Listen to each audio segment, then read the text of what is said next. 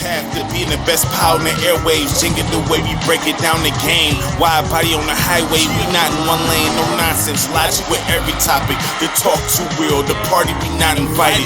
Want the truth? FNS subscribe to it. The death shows, who's play and ride to it. The voice is more important than the image. Feel every word spoken, no need for camera tricks. We on the grind, freeze corner with Jay sideline. DBP next in line. Don't gotta feel he can know when you're fired. We in it for the long haul, the fatigue's off. We don't get tired. Nah, we don't get tired. So Dame, as we know, what he got bought out by Milwaukee. He got bought out. He gonna get paid. I don't have the specific details, but it's not nothing bad. He getting paid to sit. He getting paid out, dog. He getting paid out the whole year. Still getting and then 50 from Portland. He signed a 3-year 42. Oh, it's not. I thought it was 50. Okay, 42. All right. 3-year 42. The first year is pretty much free. So the way they constructed that contract, I would think is backloaded. He not playing until it's been confirmed. He not playing until like next season, not this season. He ain't right? Yeah, that's what I'm saying. I would think that his contract is backloaded. I mean, look. Hold on 1 second. Can you pause it? Yep. All right. So for Dame, I mean, I don't have a problem with this. It's mixed reactions. I don't have a problem with it. I mean, it is what it is. You know what I'm saying? I don't see the issue with him going back. And if you heard us skip a little bit, it's the internet issues, y'all. So no big deal. But where was he gonna go? Really? You know what I'm saying? I mean, like truthfully, where was he gonna go? Where he was gonna get a shot at Chip? I mean, the best chance, in my opinion. They said Boston was interested in him, but then again, it's like, well, what y'all need another guard for? Well, see the thing with Dame is his price tag would determine all of that. Now, obviously, 3 years, $42 million. Even if you divide that up evenly, right? If you divide that up evenly, that's like what? What is that? 14 million a year. If you divide it up evenly, it's not bad. He's not getting the numbers that he was before. Dame used to be a $40+ million a year player. But should he be getting the numbers though that he was getting before? He shouldn't be getting that, especially after popped Achilles with his size. He lucky to get that contract. Well, yeah, I hear what you're saying. I hear exactly what you're saying. But I mean, so here's the thing. Your value diminishes when teams know that when they sign you, they're not going to have your services for 1 year fully. Or if you got a torn Achilles at 6'2". That too. But you know, it's just one of those, because now like you still have to be the same player or close to the same player when you get back for folks to have the expectations put on you. I don't think there's any expectations with him in Portland. No, there ain't. But you know, I think with Dame,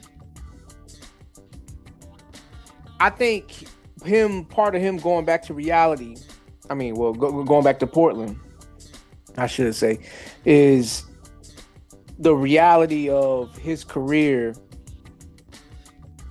not only coming to an end, but also knowing that he's not going to get a ring. I mean,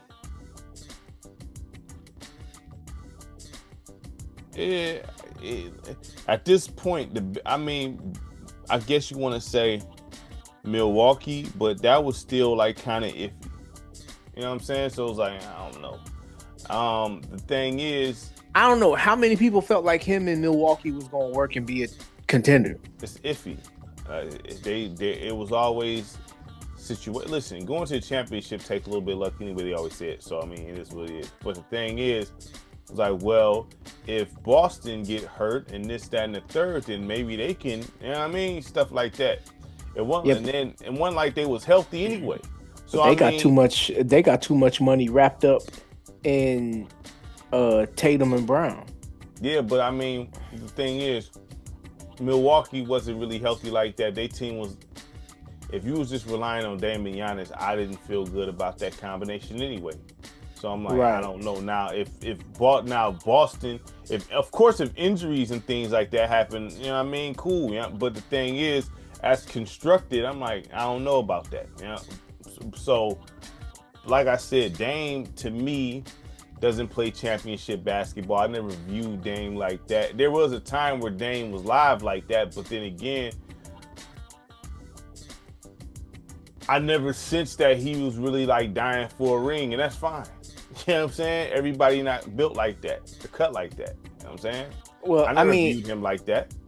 well, that's the thing, because that's where, like, I don't know. I think I said this in one of our conversations before, but like, this is where having an inaccurate view of yourself can hurt you in your career. Mm-hmm.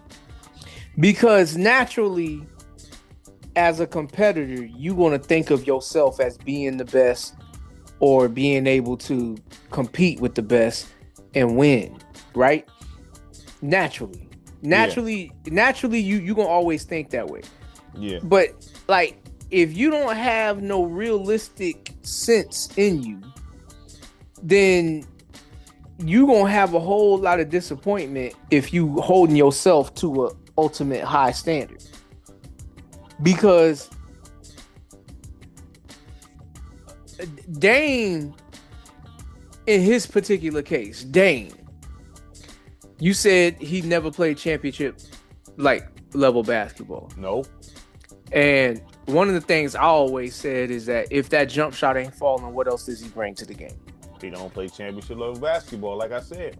Right. So it's like, because I remember getting into this with this one dude, and like, you know how debates go.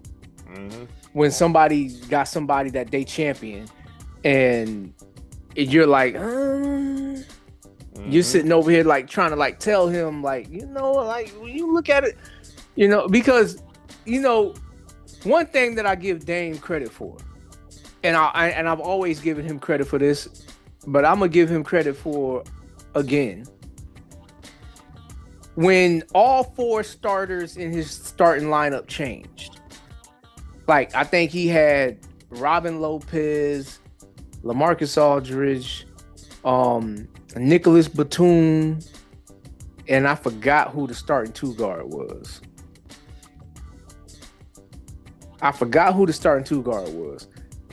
But his whole starting lineup changed, and a brand new starting lineup, and just thinking about what all it takes, all the chemistry that needs to be built for teammates to learn how to play with each other, and on top of that, for you to compensate for their inexperience,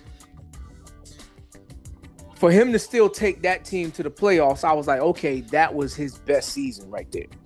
So because when I say something about somebody not playing championship basketball, I'm not saying you saying this, but that don't mean they whack. That just, I mean, there's certain things you have to have. There's certain separations. I always feel like Dame, he's nice. You know what I'm saying? Dame is nice, but he's not no all-time point guard. Well, I mean, it's either this. If you don't bring or improve on those traits that create championship level basketball, somebody on your team has to make up for what you don't do. Somebody else has to make. So, like, for instance, if Steph Curry didn't have Draymond Green, do you think that he still wins championships? Possibly. And what makes you say that? Because outside of... There's 1,000 ways to skin a cat. So, I mean, Draymond ain't the end all be all to win the championship. No, but like, what I'm saying is what Draymond Green brings to the table for that team, right? That's fine. I mean, that's why it's a team game. Right. So, the thing is, like with Dame, And I'm not saying that Dame never had a team where he could have potentially done No, something he with could it. have went when they got swept in the Western Conference Finals. Mm-hmm. Yeah. He got to take accountability for that. So I Right. mean, Yeah. He it has is what to. it is. You know what I He mean? has to. Like He's you just got not all the one of way them there. players. You know what I mean? But He's just not one of them players. McCollum was playing better than him. So I mean, it is Thank what you. it is. Thank so you. the Like thing I was actually trying to avoid saying that because I'm trying to not hate on him. Like CJ I'm McCollum, nice, but right. once again, CJ McCollum, he's a guy that had a couple strong seasons. Mm-hmm. CJ McCollum, his best years, you would have wanted those. Well, Portland, they legitimately had a chance to go to the finals, so it's not Right. Oh, they actually But you got know to the what? Western Conference Finals. So, but you know what? Like Portland is right now. Portland, what Portland was with them two is what the modern day Cleveland Cavaliers is. what are you talking about now? They what the modern day Cleveland Cavaliers is, because the modern day Cleveland Cavaliers, they rely too much on Donovan Mitchell and Darius Garland. Oh, well, I mean, look, maybe Dame is there to mentor Scoot. Probably there to mentor Scoot. You know what I'm saying? I mean, that's probably what his new role is. Chauncey probably won him over there. Hey, man. Because Chauncey, I mean, he's gradually getting better as a coach. I mean, it's not happening at a fast rate of speed, but I mean, he's gradually getting better. And, you know, hey, salute to Chauncey for that. But maybe he's there because, like I said, Scoot, when I look at Scoot and his abilities, I feel like he got his skill set.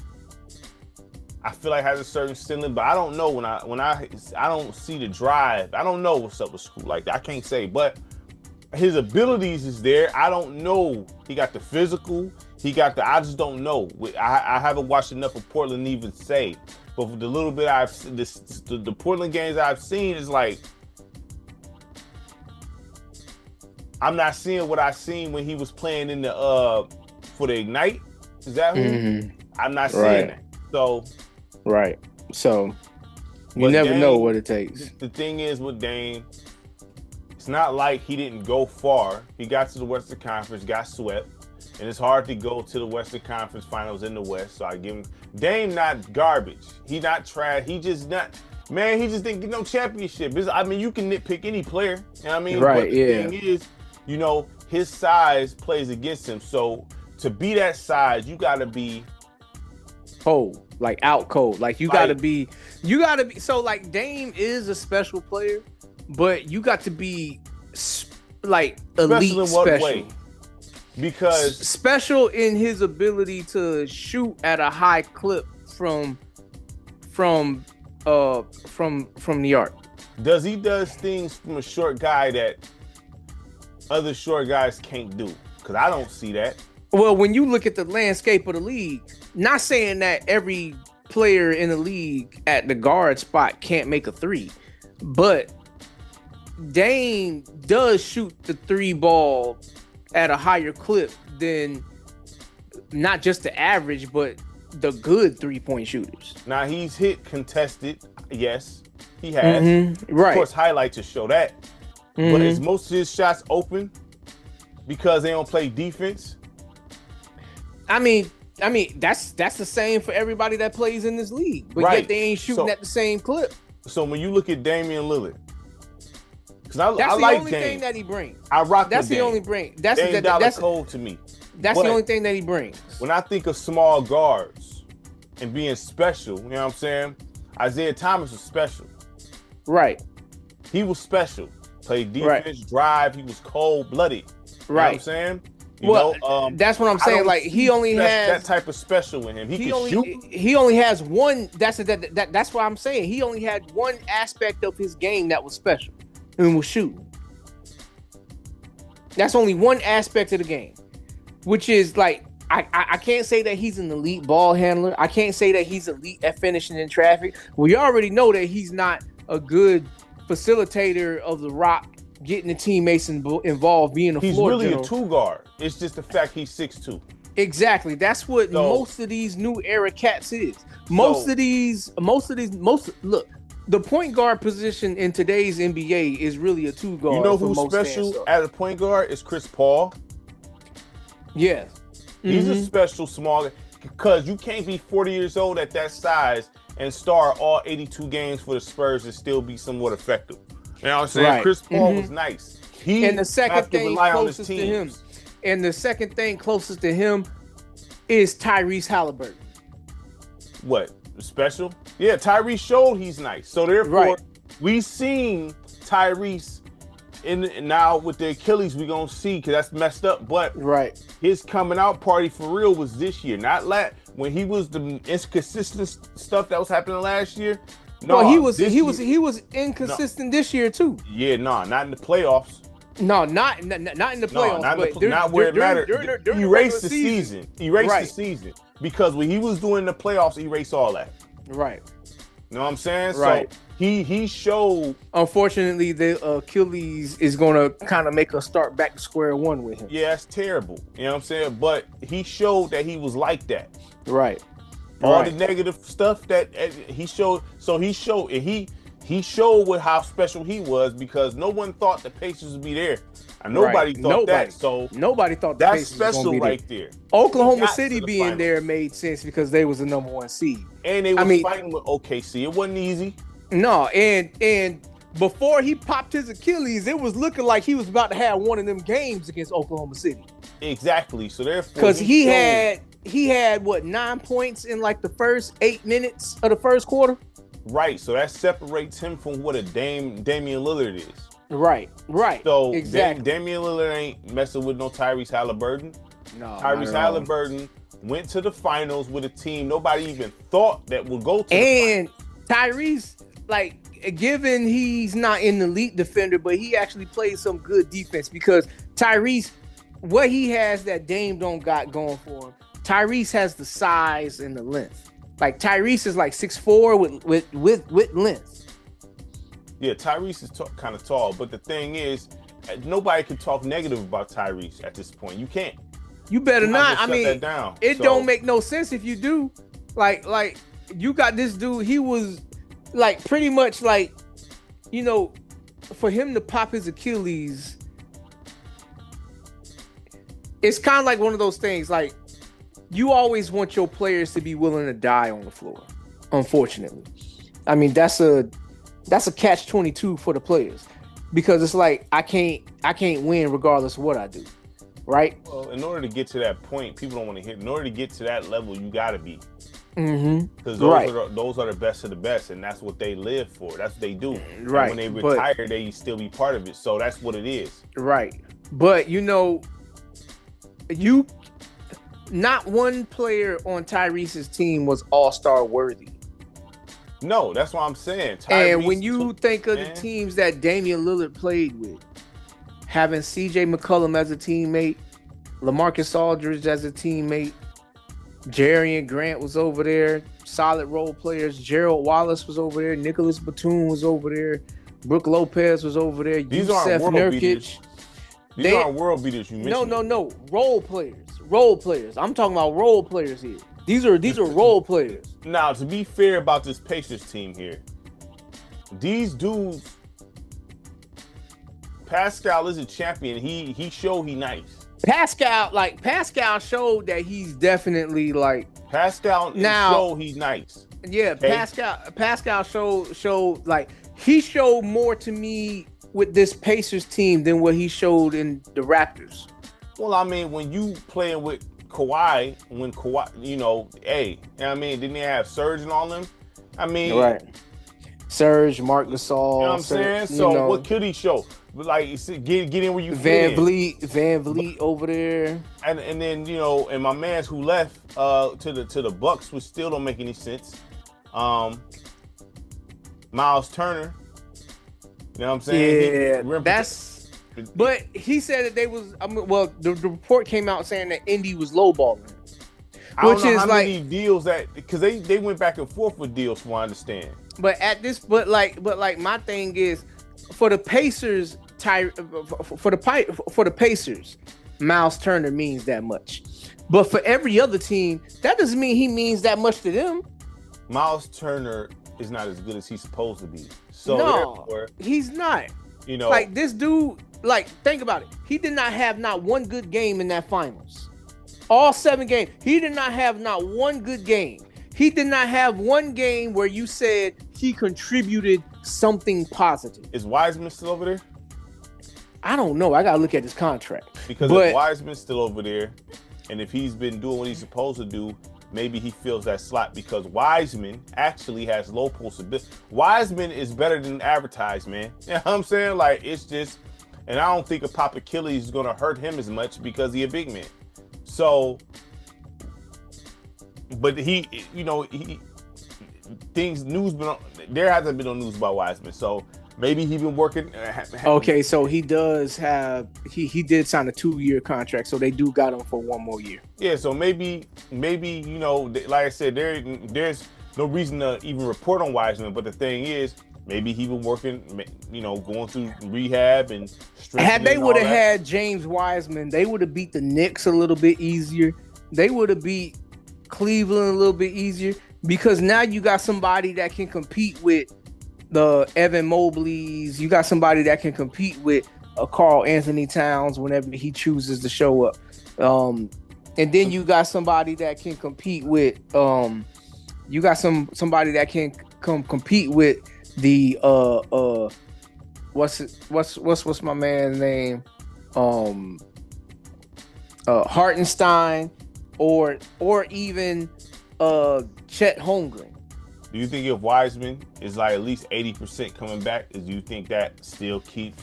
And if he plays well within that system, do you think they still be where they at? Not having Tyrese Halliburton's gonna hurt, dog. Oh yeah, I forgot he gone. Not having him is gonna hurt. They're not going to the playoffs. Well, no, they might Pascal go to the might playoffs. be able to take them to the playoffs. Well, see, the other thing that they got going in their favor is all the injuries in the East. Yeah, the East is kind of open.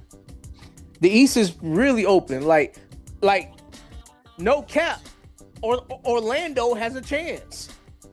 Well, they were saying that y'all like a favorite. Actually, Orlando has a chance. I seen a post saying y'all was a favorite. You know what I'm saying? I don't know if we should be a favorite, but like I would think. Why wouldn't you be? Because I would think based on the way things happened this past season, I would think everybody would be looking at New York and be looking at New York like based on the roster, they got the best chance of every team in the league or every team in the East. No one likes Mike Brown, so why would that be the case? You know what I'm saying?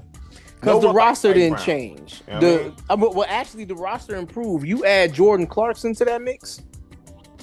You big on Jordan Clarkson? Jordan Clarkson, he's a good 6-man. He's a better 6-man than Josh Hart.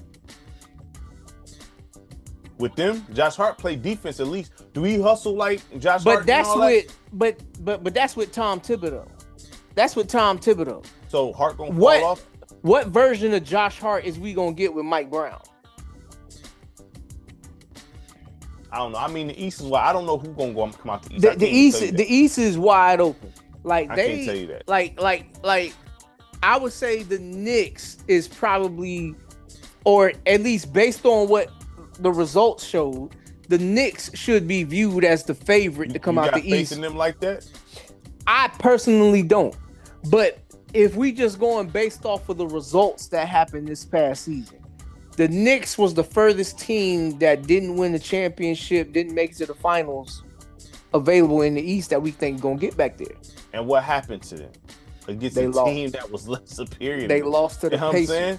So, I mean... And look, I'm not saying that they're going to have an easy time beating Orlando because Orlando got size. That's not a team that I'm worried about. First of all, if they face y'all, y'all got the best player on the floor. So, what they doing with Paolo? Yeah, Paolo. We and might have... Bane, I mean... Bane can shoot it. Bane not weak. Bane can ball. No, see, because my thing is, if that matchup was to happen, we got 2 players with size that can score. Paolo and Franz. And Bane. Well, Bane can score, but he don't got the size like that. Like Bane I can not see no small dude. Listen, no. Dog. When I'm saying like height, arm length, and everything like that, I can see OG Anunoby, Mikal Bridges, I can see them two like limiting in what he does. But them two, they can't limit Paolo, and they ain't gonna limit Franz. First, well, if they gonna have to be switching, and Paolo's not now. If Paolo use his physical, they gonna wear them out. Right. And I don't look at OG Anunoby like some offensive threat. You know what I'm saying? Then no, he's a 3-and-D guy. And then Mikal Bridges, 3-and-D guy. They two 3-and-D guys. Two 3-and-D guys. If they got to guard Paolo like that, then what happens with that pick and pop situation with Bane? But that's what I'm saying. Like, and then I haven't thrown Jalen Suggs into the situation because we getting him back. We get Jalen Suggs back. His defensive intensity to defend the perimeter. Like, I like now Jalen Brunson might be able to take him down to the post, but if he tries to do anything on that perimeter, Jalen Suggs is gonna have him clamped. And then the other one that's a defensive presence for our team is Jonathan Isaac. Isaac, his length and his defensive ability is up there. Like, with the players in this league, his defensive ability is up there. Mm-hmm. So he gonna be swatting shots left and right. I'm not saying listen, I don't see why Orlando wouldn't be a favorite with the Bucks. Not good like that, first of all. So the Bucks ain't gonna go nowhere. They're not good like that. I know they just got Cole Anthony's over there. What that mean? It don't mean enough. You know what I'm saying? That don't mean nothing. He is as inconsistent as they come. So you got Cole Anthony, mm-hmm. Miles Turner, Bobby Portis is supposed to be staying there. What are skill positions? Like none. You not intimidating nobody. All right, and then on top of that, Orlando, Anthony Black, if he takes another step forward like he did this past season, because the thing that because 6'8" point guards don't come around like that. No, exactly. So y'all should be. I don't see why y'all wouldn't be a favorite even over New York, because New York, man, they overrated, man. Right, sorry, and we got 3 rotational bigs because we just re-signed Mo Wagner. So we kept the Wagner brothers together. We got Franz and Mo. We still got Goga Batazzi, and we still got Wendell Carter III. At the end of the day, if y'all healthy, there should be no reason why y'all shouldn't be a favorite. It'd be a failure of a season if y'all don't go to the conference finals. That's what I would think. Like, because I would say the East looked terrible. So, well, actually, actually, like, because we haven't gotten out the first round with this team. So look at the East right now. That ain't no excuse. Y'all should be in the conference finals. I mean, what it is. Well, hold up now, because the Pistons still exist. We didn't improve. Y'all still got the same squad. Moves ain't done being made. Like, man, they ain't did nothing. Listen, we lost Tim Hardaway, but y'all brought in Duncan Robinson. Well, yeah, Duncan Robinson. Yeah, but how many minutes we gonna get from him? You can give him the same amount of minutes you gave Malik Beasley. It's not like Malik Beasley out here playing defense. I mean, he shoots better than Malik Beasley. I know that. Yeah, he definitely shoots better than Malik Beasley. I don't even think that's a debate. Mm-hmm. I don't even think that's a debate. No, I'm not debating. Didn't y'all bring somebody else in too? We got Duncan Robinson. Hold up. I remember Duncan Robinson move. I thought y'all brought in somebody else. I'm looking it up right now.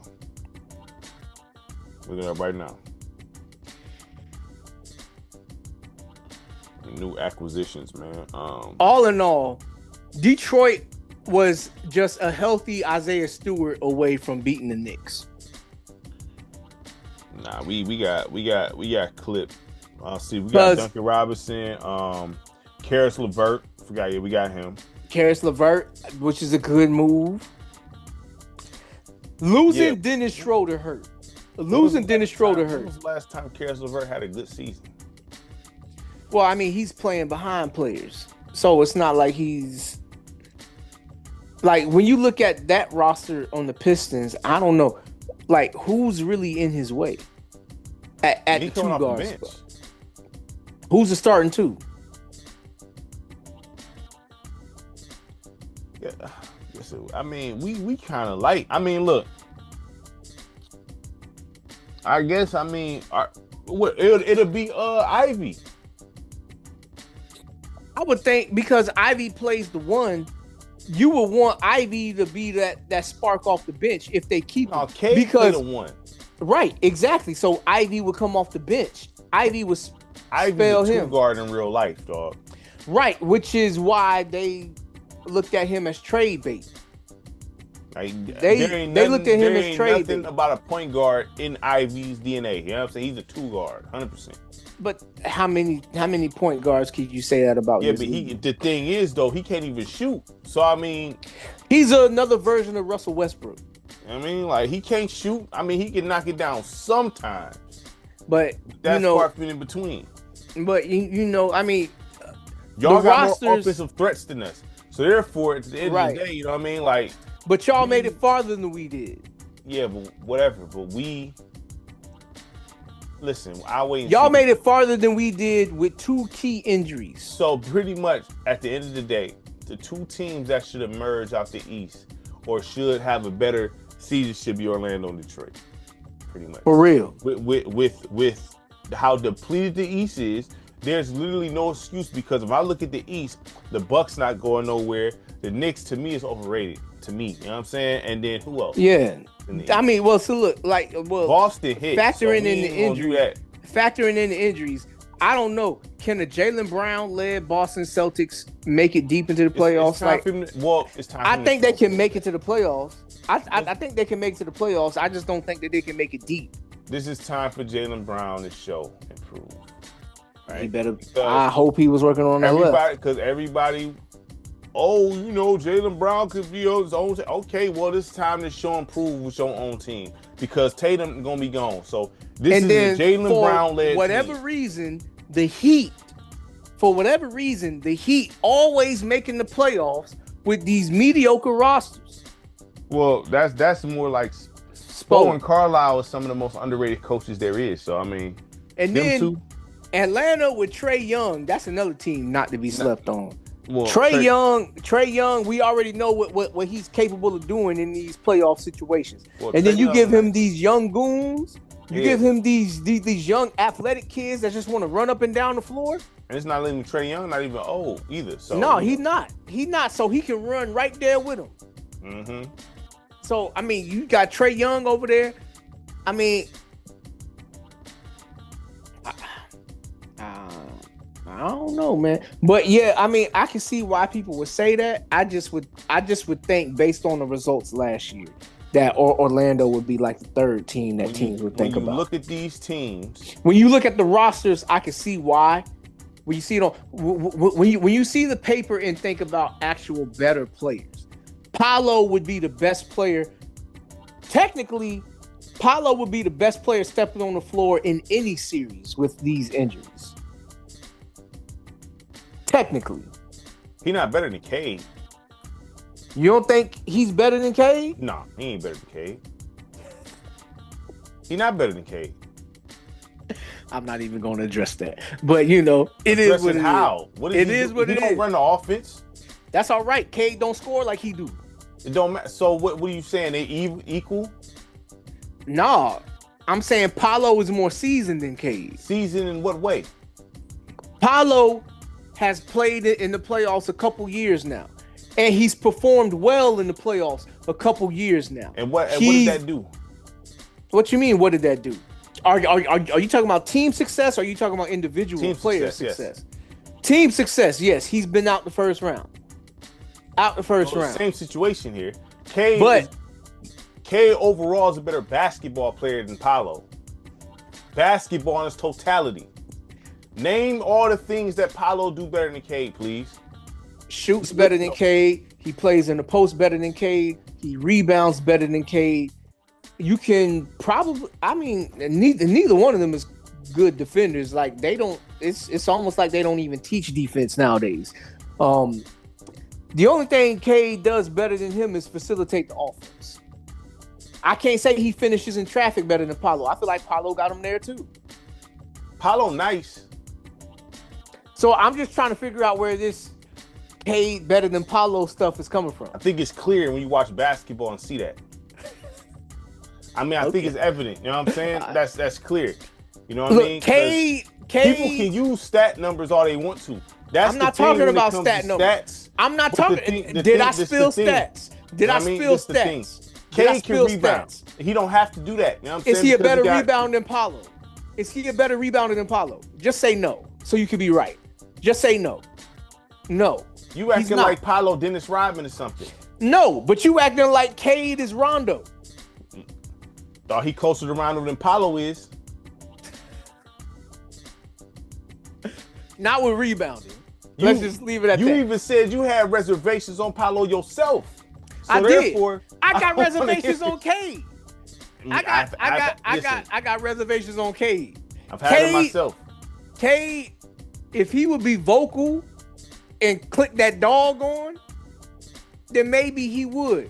But everything Cade can do to score the rock, Paolo can do times 10 better. Well, then Orlando should be in the finals.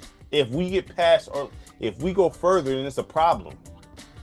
Because technically, y'all got the better team.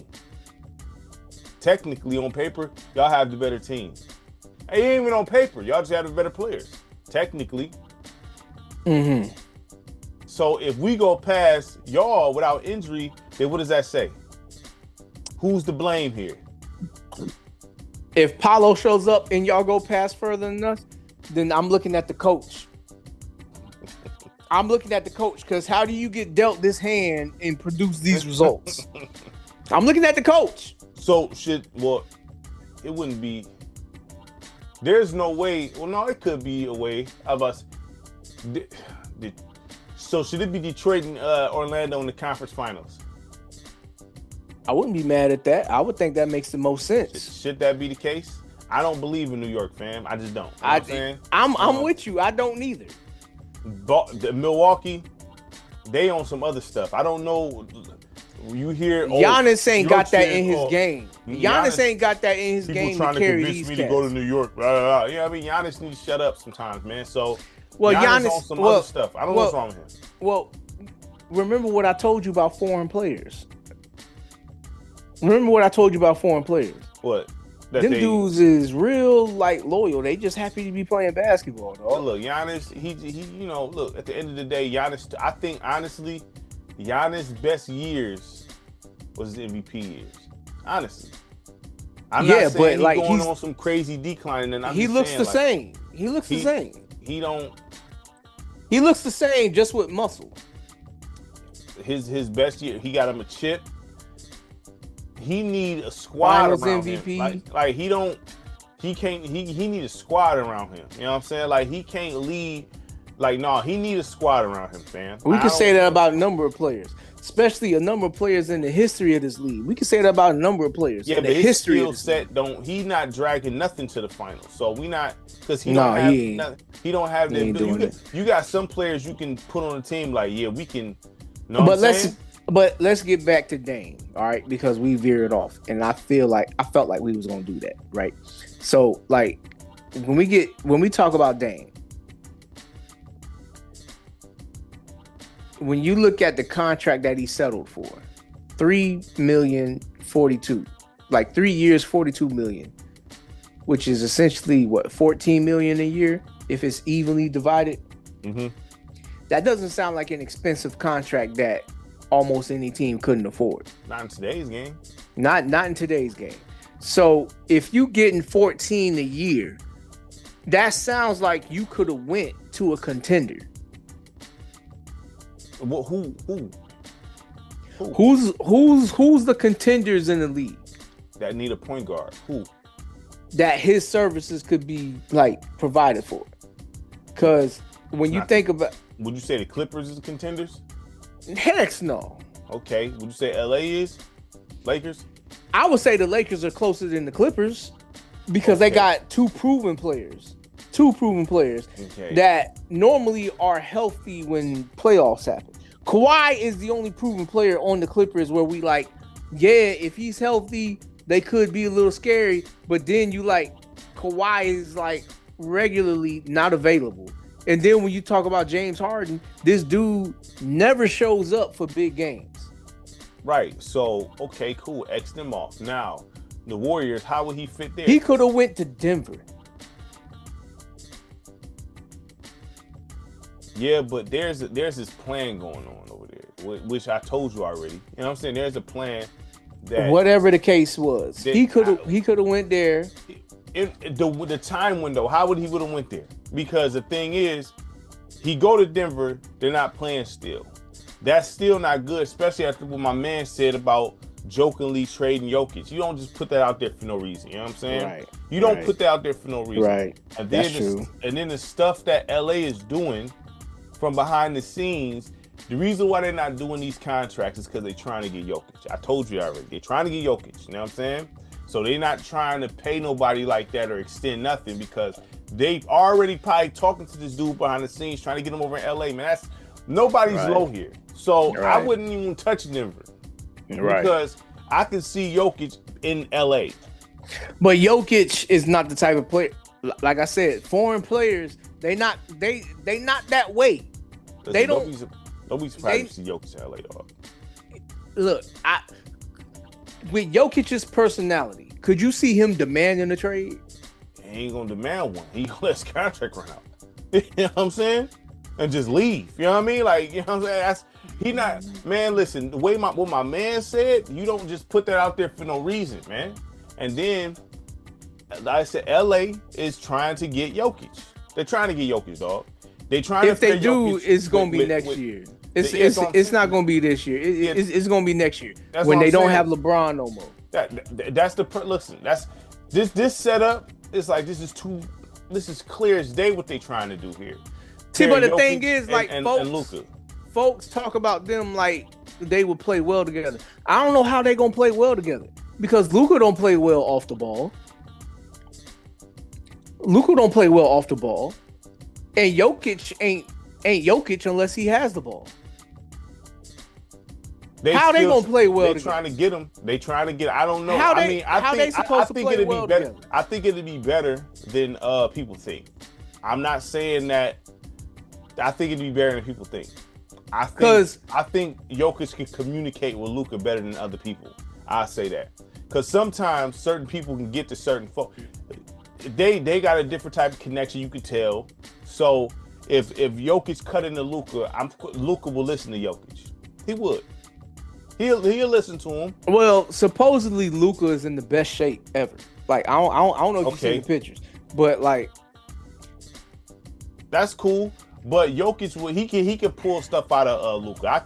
I definitely see that being the case. You know what I'm saying? He could definitely them two play well. I think they can. Yeah, that'll work. A lot is going to be dependent on what we see this year because this is the last year potentially of LeBron. Which is his last year. He might get traded anyway. So I mean, at the end of the day, he about to get traded, fam. At some point, he gonna get up out of there, dog. There's too much going on, but I don't see how that's gonna work. They keep talking this Dallas stuff, which is stupid. You know what I'm saying? Why would they trade him to Dallas? Like you just did this Dallas stuff, dog. You just did business with Dallas. You seen the league finesse Cooper Flag, but anyway. Yeah, but either way. Forget that. Back to Dame. So we talked another thing about Dame that we talked about, right? Or hold on, we ain't finished listening to contenders. So Denver, no. Okay, because no. Who else? Who else is contenders? Out the West? Yep. Would you say if Dame goes to San Antonio? Do you think I don't think that makes him a contender. I mean, that's a nice team to look at, but I don't think that makes him a contender because Chris Paul is no longer there. Yeah, I don't know where he's gonna go, but I don't know where Chris Paul is gonna go, but Chris Paul is no longer there. Maybe Golden State, maybe, but like I don't even. But how you gonna fit? I mean, what you mean? How you gonna fit? He's a shooter. That's a shooter's paradise system, bro. So he come off the bench? He has to. You already not going to have him for a full season. So I mean, like when I think of the East, I think of thinking about the East. The only team that I can think of that can use a Dame Lillard is Orlando. Because Orlando. Of course, you would say that. Well, no, because I'm thinking about the deficiencies in Orlando as a team over the past couple of years, and it's been guard play, specifically guard play that can shoot from the perimeter. Because the problem with Orlando has been the paint been crowded for Paolo. Who gonna run your offense, man? No, we're gonna keep Anthony Black on the floor. Because he's the real point guard out of everything that we got. He's the real point guard. It used to be Markelle Fultz. People was hating on Markelle Fultz, but Orlando as a team functioned better with Markelle Fultz at the point. No, I've seen that, but whatever. People hate on real point guards for whatever reason. Like that same conversation that I shared you with the dude that I was talking to about, that stuff got me like annoyed. You know what I'm saying? But Markelle Fultz ran the one and the team looked better because players played their role.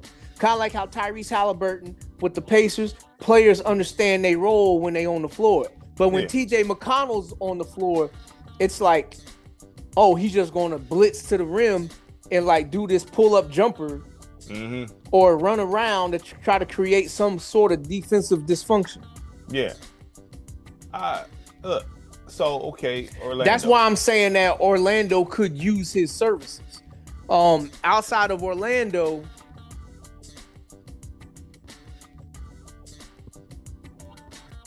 yeah, where he gonna go, dog? He ain't nowhere for him to go to win, dog. There's no legitimate. If you look at these teams, it's like I might as well go back to the crib. Why not? Why not go back to the crib, dog? He probably got the biggest payday going back to the crib too.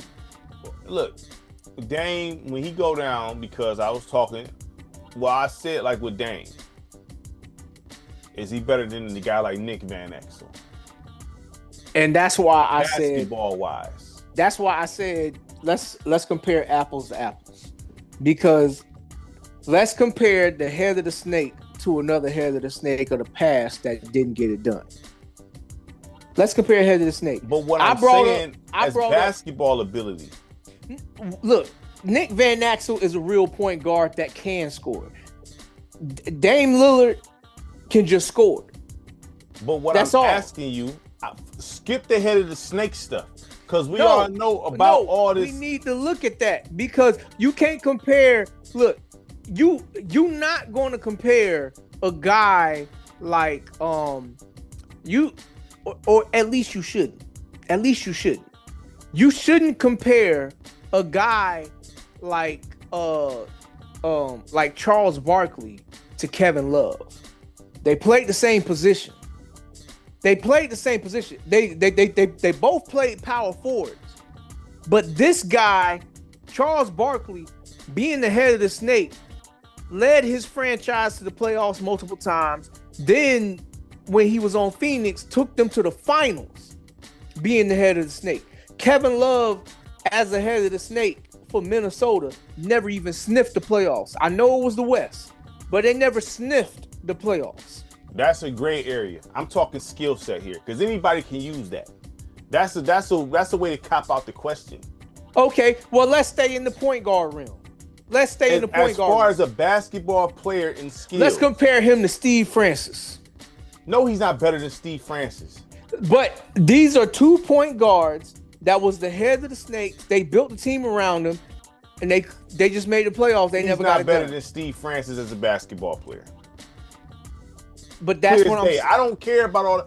As a basketball player, he's not better than Steve Francis. But that's why I'm saying let's compare him to players that fit his. And Nick Van Exel, he always played on a team where the talent pool was different then. Role players then will be stars now in certain instances. Nick Van Exel right now. I hear what you're saying. So Nick Same Van thing Exel, with Michael Finley and stuff like that. I hear what you're saying. I hear what you're saying. Today, when I say Damian Lillard not even better than Nick Van Exel, Nick Van Exel was nice, But he was in the league with a bunch of nice dudes. Sometimes you forced to be a role player. Right. But you know, I'm saying that because Damian Lillard, they built the team around him. They committed to him over LaMarcus Aldridge.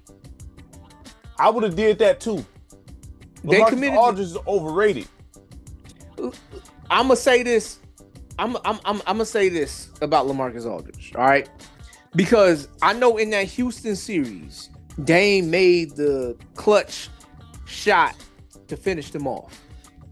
LaMarcus Aldridge was the one that carried them there. He just made the game-winning shot. It's almost like James Worthy at North Carolina, and Michael Jordan just makes the game-winning shot. I'm gonna say this about LaMarcus Aldridge. It's like LeBron James on Miami and Ray Allen makes a 3-point shot.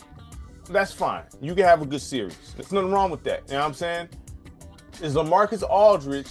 Would you put him in the same class as Kevin Garnett?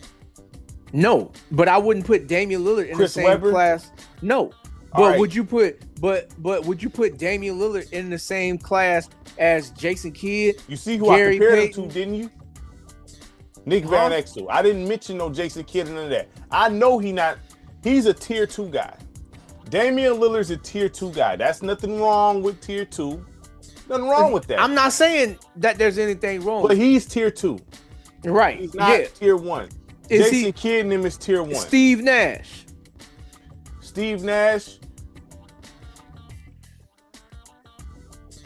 He almost a tier 2. But Steve Nash was nice, dog. That's what I'm saying. Steve Nash, he just couldn't play defense. Everything else was cold. Dame can't. Dame don't play no defense. We know Damian Lillard not better than Steve Nash, bro. He a point guard. He runs the offense. Right. If it wasn't for Steve Nash, Amari Stoudemire wouldn't be looking the way he was looking in Phoenix. Steve Nash does everything that Damian Lillard can do and then some. But Steve Nash, except for play above the rim, because Damian Lillard does play above the rim. Steve Nash, we all know how cold Steve Nash is. You know what I'm saying? Right. Anybody that watch basketball know, but everybody knows Steve Nash don't play like not a sniff of defense. You know what I'm saying? Right. But Amari Stoudemire loves Steve Nash. You know what I'm saying? Right. Okay, so therefore, just like Karl Malone loves Stockton. Well, you know what I mean? we should say that he more so loves D'Antoni, because D'Antoni is the one that incorporated that whole offense. Yeah, but Steve Nash was able to execute it. See, you need the point guard to be able to do all that. You know what I mean? See, but back then you had more point guards at your disposal that can do a bounce pass for a pick and roll. Right. Look, Steve Nash, he's a tier 1 guard. He just not now. Once you start comparing him to other tiers ones, he's probably last. You know what I'm saying? If you compare him to like Jason Kidd and all that, he's not better than no guy like that. But Steve Nash is still. I'm gonna take Steve Nash over Damian Lillard. A bunch of point guard. Dog, I'm taking Steve Nash running my offense. I just wanted to build my defense. A certain one to hide him. That's it. You know what I mean? But Damian Lillard's a tier 2 guard. He is. Right. There's nothing wrong with that. LaMarcus Aldridge is a tier 2 power forward. And that's fine. Power forward. He probably. Would you say he better than Antonio McDyess? Prime. I would say they give each other the business. Because McDyess is technically a tier 2 power forward. Now you could probably say he was tier 1 when he was in his prime with Denver, maybe. But still, you know what I mean? You probably they give each other the business. They give each other the business. You see, because the reason why I brought up that series, because LaMarcus Aldridge was being guarded by Dwight Howard. That whole series, he was being guarded by Dwight Howard, and he was giving him the business. Dwight Howard was still 4-time Defensive Player of the Year, like legit. Not Rudy Gobert, 4-time Defensive Player of the Year. Aldridge can shoot too. The way you neutralize one of them guys, you gotta bring him out a little bit to the elbow. You know what I'm saying? So that's what I'm saying. That's what I'm saying. Like, we seen Dwight Howard limit Jokic at an old age for basketball. Yeah, but Jokic not see, this is the thing with Jokic. He's not shooting no elbow shots consistently. He may go to the paint with it, but you're not about to. Jokic not picking and popping like Aldridge. Aldridge a pick, pop, elbow, shoot. You know what I'm saying? Stuff like that. You know what I mean? Jokic's not doing all that. He controlling. He having the ball in his hands. So which means it's more easier to clamp on him. Now in the pick and the pops, Aldridge got a quick release. He's not gonna hold the ball too long. Mm-hmm. Right. So that's why I'm saying, like, LaMarcus Aldridge, his scoring ability is really what helped Portland beat Houston that series. Dame gets the credit just because he made the shot. You should have a good series. I mean, you LaMarcus Aldridge, you better have a good series. You know what I I'm would saying? think so. Funny how we don't say the same thing about Chris Bosh. Bosh, we talking about Miami? No, I'm talking about Toronto Chris Bosh. Toronto Chris Bosh did not have a good series against Dwight Howard. He had a good game, but he didn't have a good series against Dwight Howard. Well, like I said, when you try to drive to the paint, you opening yourself up to get stopped. Because that's Dwight Howard's spot right there. There's a certain way you play guys like that. See, but that's my whole thing. Cause like Chris Bosh in Toronto, yeah, dude was cold, right? But you knew he wasn't leading them to go nowhere. Okay, so the reason why Chris Bosh got himself stopped by Dwight Howard like that, because he wants to play back to the basket for the most part. You can't do that with a guy like that. You know what I'm saying? You have to shoot elbow shots. But that was his style of playing. But the thing is, playing in the East at that point in time, you was going to run into Dwight. Some people have bad matchups. It's what it is. Styles make fights. Right, but like, you got to develop a counterpunch. You can't be a one-trick pony. He has to shoot for. He can't play in the paint against Dwight Howard. Nobody really can play in the paint against a prime Dwight Howard. There's players except for a guy like Tim Duncan. But there's always a couple. Paul Gasol was able to do it. You're not a 4-time defensive player of the year if many people can play against you in the paint. That's not gonna happen. It may be a couple. But Paul Gasol was able to do it. Yeah, and Paul Gasol was really the reason why LA won that championship. Yeah, not and Kobe. what type of style Paul Gasol got? He got counterattacks. Yeah, Paul got all. Paul got. He got it all. He got it all. So therefore, Paul Gasol is an underrated 4. You know what I'm saying? And it's just that we all know he's an underrated 4. But still, it's only a handful of dudes. You know what I'm saying? That can score on Dwight Howard. You're not a 4-time. The same thing with Ben Wallace. Handful of dudes. You know what I mean? Right. Exactly. So therefore, yeah. Okay, you gotta. There's ways to attack those, like a guy like Ben Wallace. How do you score on Ben Wallace? You can't go to the paint. You gotta bring him out in space. Bring him out in space. With Dwight Howard, because they can't move on their feet like that. He can run up and down, but he can't go lateral. You know? Right, exactly. Yeah, exactly. So I mean, Bosh, I like Bosh, but Bosh, they talk. I never felt like he was that even in Miami, we had questions about this dude showing up for work. Listen, Bosh, to me personally, you know, he's a tier 2 guy, personally. Right. You know what I'm saying? Nothing wrong with that. He got some skills, but tier 2, he did everything like a step slower. You know what I'm saying?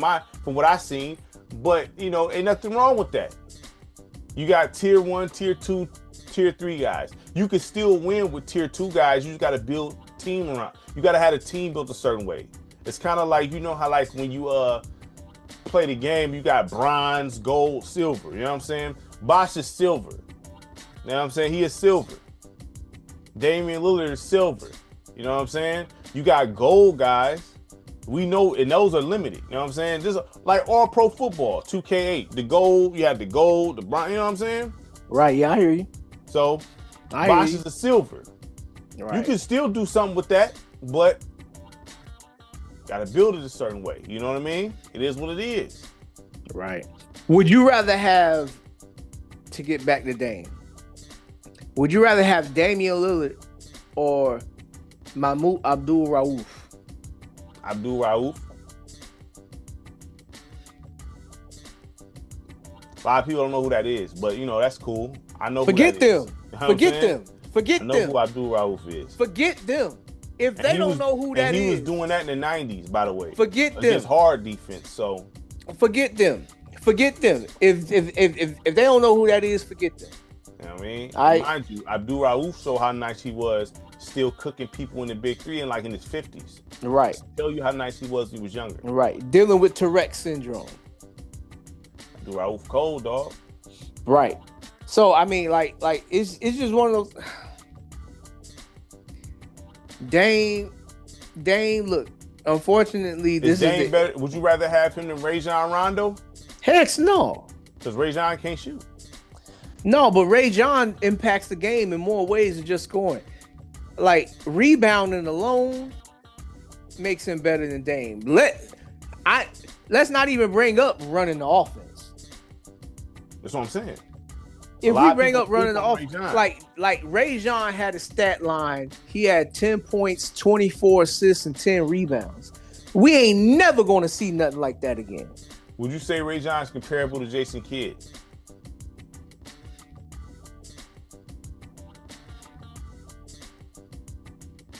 I feel like Jason Kidd is like a step above Rajon.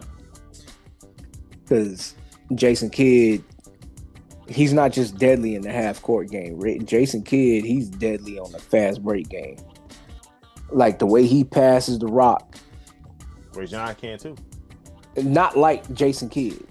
Not like Jason Kidd. Because you think about the prime Rajon Rondo, he did not play with fast break players. Mm-hmm. Paul Pierce is not a fast break player. Mm-hmm. Kevin Garnett at that time is not a fast break player. Ray Allen is not a fast break player. Nah. But the best version of Jason Kidd. Wouldn't you say it's a little more difficult to play with slow dudes like that to get them in their spots versus running the floor? Not really, because when you talking about who we talking about, like when you talking about a Kevin Garnett, when you talking about a Paul Pierce, when you talking about a Ray Allen, these are all guys that in their own right was head of the snakes and led teams to playoffs. Like no, they was style of play, like fast break style. Because a lot of people feel like, oh, I want to play in that fast break. When you got three elite scoring options in a half-court offense, when you got three elite scoring options, you don't need it. What I'm saying is some people find it more difficult to play half court than the fast break. That's what I'm saying. How? They say it all the time. Because these three players know where they supposed to be. Because they seasoned vets. It's like, you know what I mean? So they seasoned vets. The only thing that you need to know is what you're supposed to do for the play call. Mm-hmm. That's what you need to know here. That's what you need to know. We've seen Rajon Rondo go to other places and get busy as far as that's why I'm saying that's where Rajon Rondo they wasn't like that until they got Rajon over there. But Rajon Rondo didn't really show his true value until them three was gone. When Ray Allen was gone and went to the Heat, and then they did that trade with Brooklyn, where Kevin Garnett and Paul Pierce was wearing Brooklyn jerseys. That's where Rajon Rondo really showed his true value.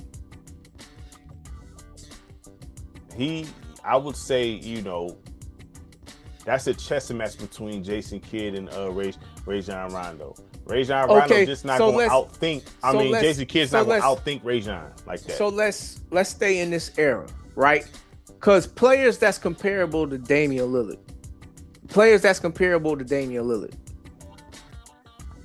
I think of De'Aaron Fox.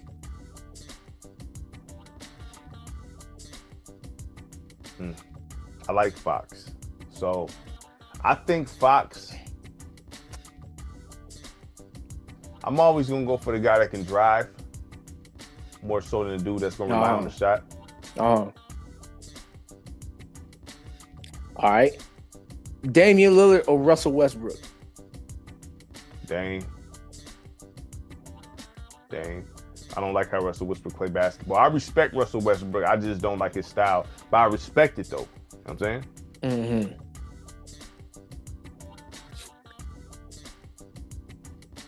All right. Who else is in this league? We already know Kyrie better than him, like way better. Remember, people used to ask. People was debating that at one point, though.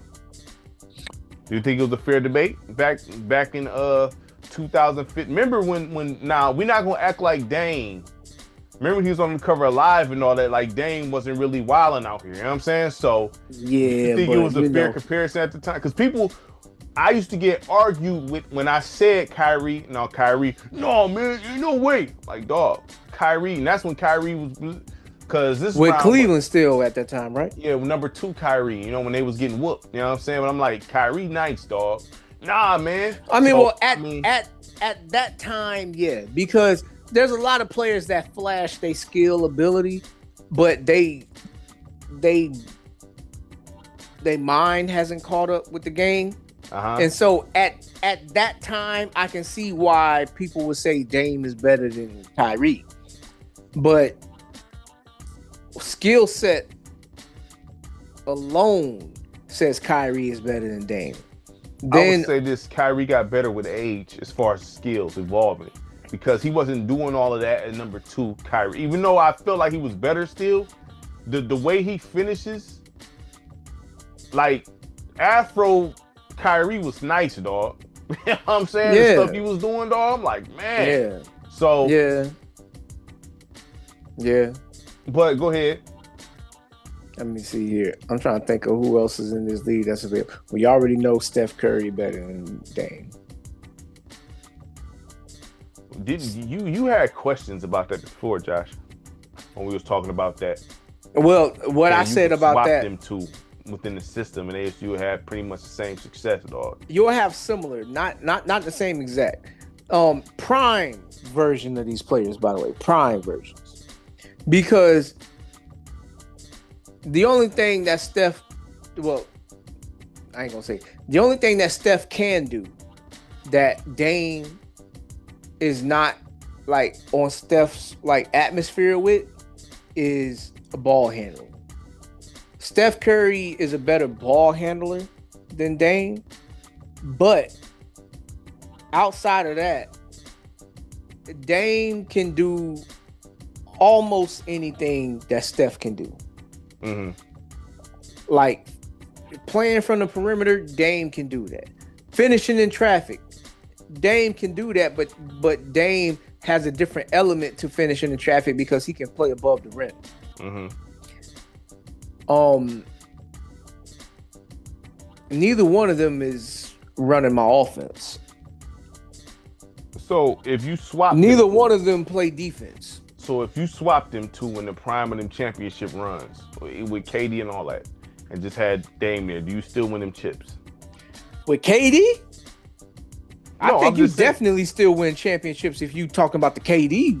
No, I mean even before that, like because you had the one before, then the KD, then the one after. Well, if you had Dame there, look, I have a different opinion about that first Golden State ring, because I feel like if LeBron would have had one healthy elite teammate, Golden State would have lost. Guess who won though?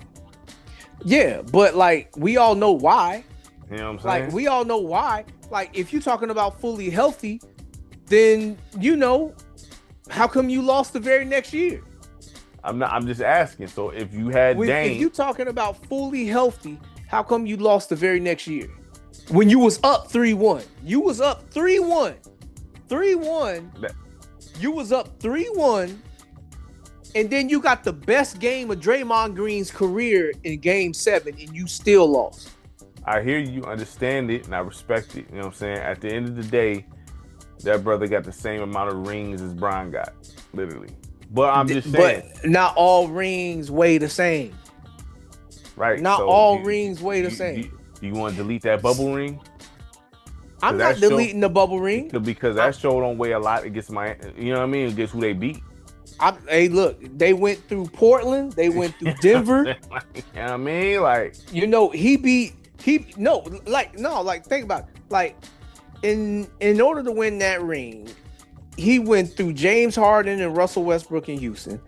He went through Damian Lillard and CJ McCollum in that loaded Portland team. Then he went through Nikola Jokic and Jamal Murray in that loaded Denver team. Mm-hmm. See, people bring up that ring and they don't want to count it. But I guarantee you, if LeBron would have lost them finals, they would count it against him. So how come Steph's don't count the first one? Because his was injury related, where players wasn't even available to play. So what about Shea's ring then? Oh, Shea's ring? Like Shea's ring, it's not unrealistic that they would have won the game still with Tyrese there. Tyrese popped that Achilles early. And it was Right. like a foregone conclusion at that point.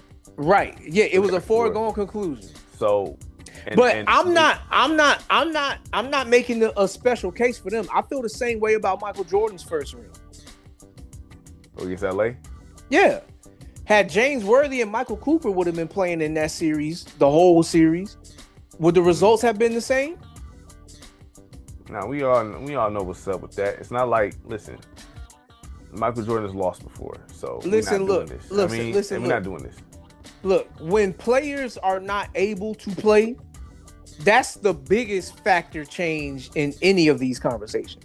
That's a bigger factor change than the refs rigging the game. Listen, if you notice, I never talk anything about undefeated because undefeated don't mean nothing to me because it just depends. You know what I'm saying? It's just like, right. I could care less about no undefeated nothing. So therefore, at the end of the day, Dame, what else?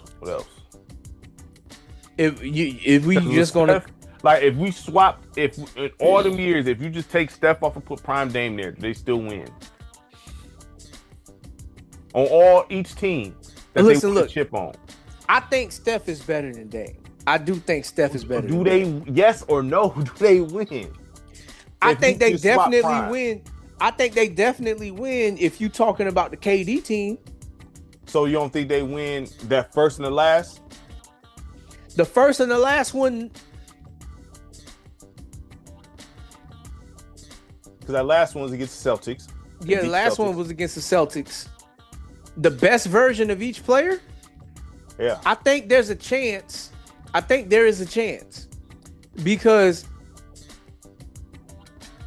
Dame, at his best, can shoot the rock. Like, he can shoot it like that.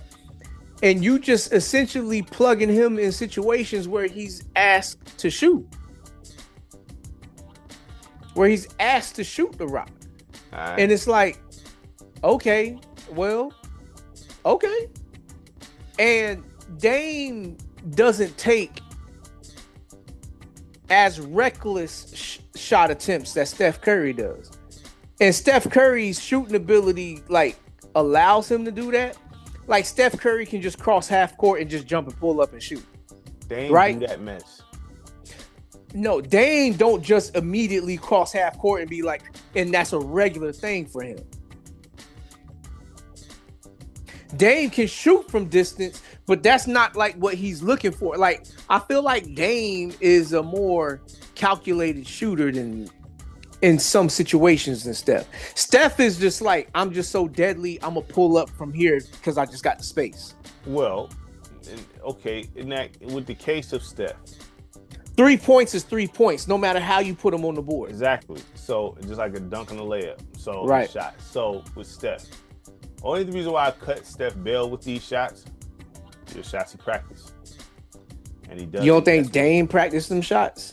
I'm not saying that, but I'm not saying it's wise to do that either. You know what I'm saying? Just because he do it, don't mean you're supposed to do it.